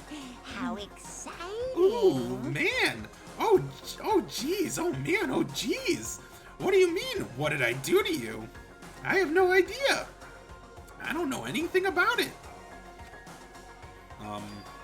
What was that just now? The mastermind did something to Kyoko's body? Does that mean... Hello. Okay. Things are getting kinda awkward. I think it's about time I get out of here. Well? Meanwhile, you guys can go on enjoying your school life. And if you get lonely, give me a shout. Not that I'll do anything about it, of course. See ya later. See ya. Monokuma disappeared, leaving us all depressed and in despair. Although, it wasn't all despair. There was one small hope. Hey, Kyoko. Monokuma already mentioned it, but what's that key that Celeste gave you? Oh my god, dude, are you stupid? It's a key to a locker that's gonna have the fucking alter ego in it. Most likely, it's the key to one of the dressing room lockers. Huh? What? Then that means Celeste probably hid it there. Hey, I suppose sometimes it's easiest to miss what's right beneath your nose. Well then, we better go check. indeed. Good idea. We left the courtroom and rushed to the dressing room. As we approached the dressing room, Kyoko looked back at us, and I'm going to go in alone from here. Everyone else, head to the dining hall. I'll check in with you later. Why exactly are you going alone? So... Do you even have to ask? As she spoke, she glanced up quickly at the surveillance cameras. Come on. That's not what I mean. Why you? There's still a risk of a spy, you know. Then I'll go too. What? You? Please, let me go. Standing here arguing is just gonna draw more attention to us. Do whatever you want. Thank you, Byakuya. Then, it's up to you now. Yo! I'm gonna go to the dining hall, okay? Huh? Huh? So, Makoto and Kyoko are gonna go together? Does that mean what I think it means? Okay. Good luck, Makoto. Girls like her are total pushovers when you show a little backbone. I try to forget what Hina said. Everyone headed to the dining hall, leaving me and Kyoko there alone. Shall we go? Well, shall we? Yeah. So then... We need to get to that locker. Kyoko took the key Celeste had given her and unlocked the locker. And as the locker swung open, we saw... You really came. Good morning. It's been a while, hasn't it? It's safe, thank goodness. I never heard Kyoko sound so relieved. It was like she was speaking from the bottom of her heart. I did just what Celeste asked. I didn't say a word. I kept quiet the entire time. Oh, and I think I was able to open at least the last set of files. I think I might be able to open the last set of files soon. Maybe as early as tomorrow. I'm doing my best, so please wait just a while longer. So, now we can officially say the case is closed. As far as the incident is concerned, sure, but can we take a second? Since we have this opportunity, I want you to be honest with me. Kyoko, please tell me, what are you trying to do, what are you trying to do all on your own here at the school? Is that why you wanted to come here with me? However... Regardless, this is not something that you need to know right now. I don't need to know? That makes me even more worried. What? Worried? Like what happened during the investigation this time. You disappeared and we didn't see you again. Without warning, without explanation. When you do that... Indeed. It is only natural that they think I'm the spy, the mastermind spy, right? And you too. No! I believe in you. What? Believe in... You believe in me? Isn't it obvious? People believe in their friends, right? That's why I want you to tell me. And I want you to believe in me too. Because we're friends. I understand. It's true. Then maybe I can believe in you. Just a little bit more. Then... That's fine. Fine. I'll tell you. I'll tell you why I've been disappearing and where I've been going. You see... What I heard from Kyoko then was, well, frankly, it kind of blew my mind. Right after I told Kyoko I believe in her, she told me a story that was, well, almost unbelievable. I decided I had to confirm what she told me with my own two eyes, so I waited for nighttime to come, and then I did it. I went into action. Correct. The boys' bathroom on the second floor doesn't have a surveillance camera or monitor in it. And in the storage closet there, way in the back. She said, way in the back of the storage closet, but Kyoko, could Kyoko really be right about this?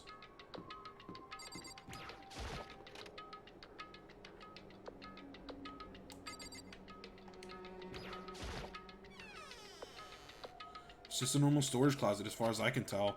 The secret Kyoko told me about, could it really be hidden here? She said it was way in the back of the storage closet, but I mean, seriously? Without thinking, I placed my hand on the wall. I placed my hand on the back of the storage closet, and suddenly, as if being yanked in, gushunk.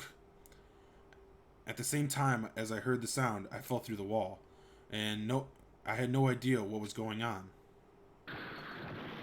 But I had fallen through the back of the storage closet. Huh? It turned out the back of the wall was a revolving door, and I had made my way to the other side, just like Kyoko had said. Correct. In the boys' bathroom on the second floor, there is a storage closet, and in the way back of the closet, there's a secret room. So this is the secret room. But what's in here? Alright. And that's where we're gonna leave it off. Let's save this shiznit. Alright. Well, I hope you enjoyed it. Yeah, I called that really easily. Well, not easily. I mean, I didn't know the whole facts until, we all started piecing it together during the trial, but I knew Celeste had to be a part of it because she was literally constantly saying she saw something, she saw this, that. She was in the center of the story, so it just made it seem like, oh, it has to be her. But anyways, I hope you enjoyed, and I'll see you in the next one, baby. Bye.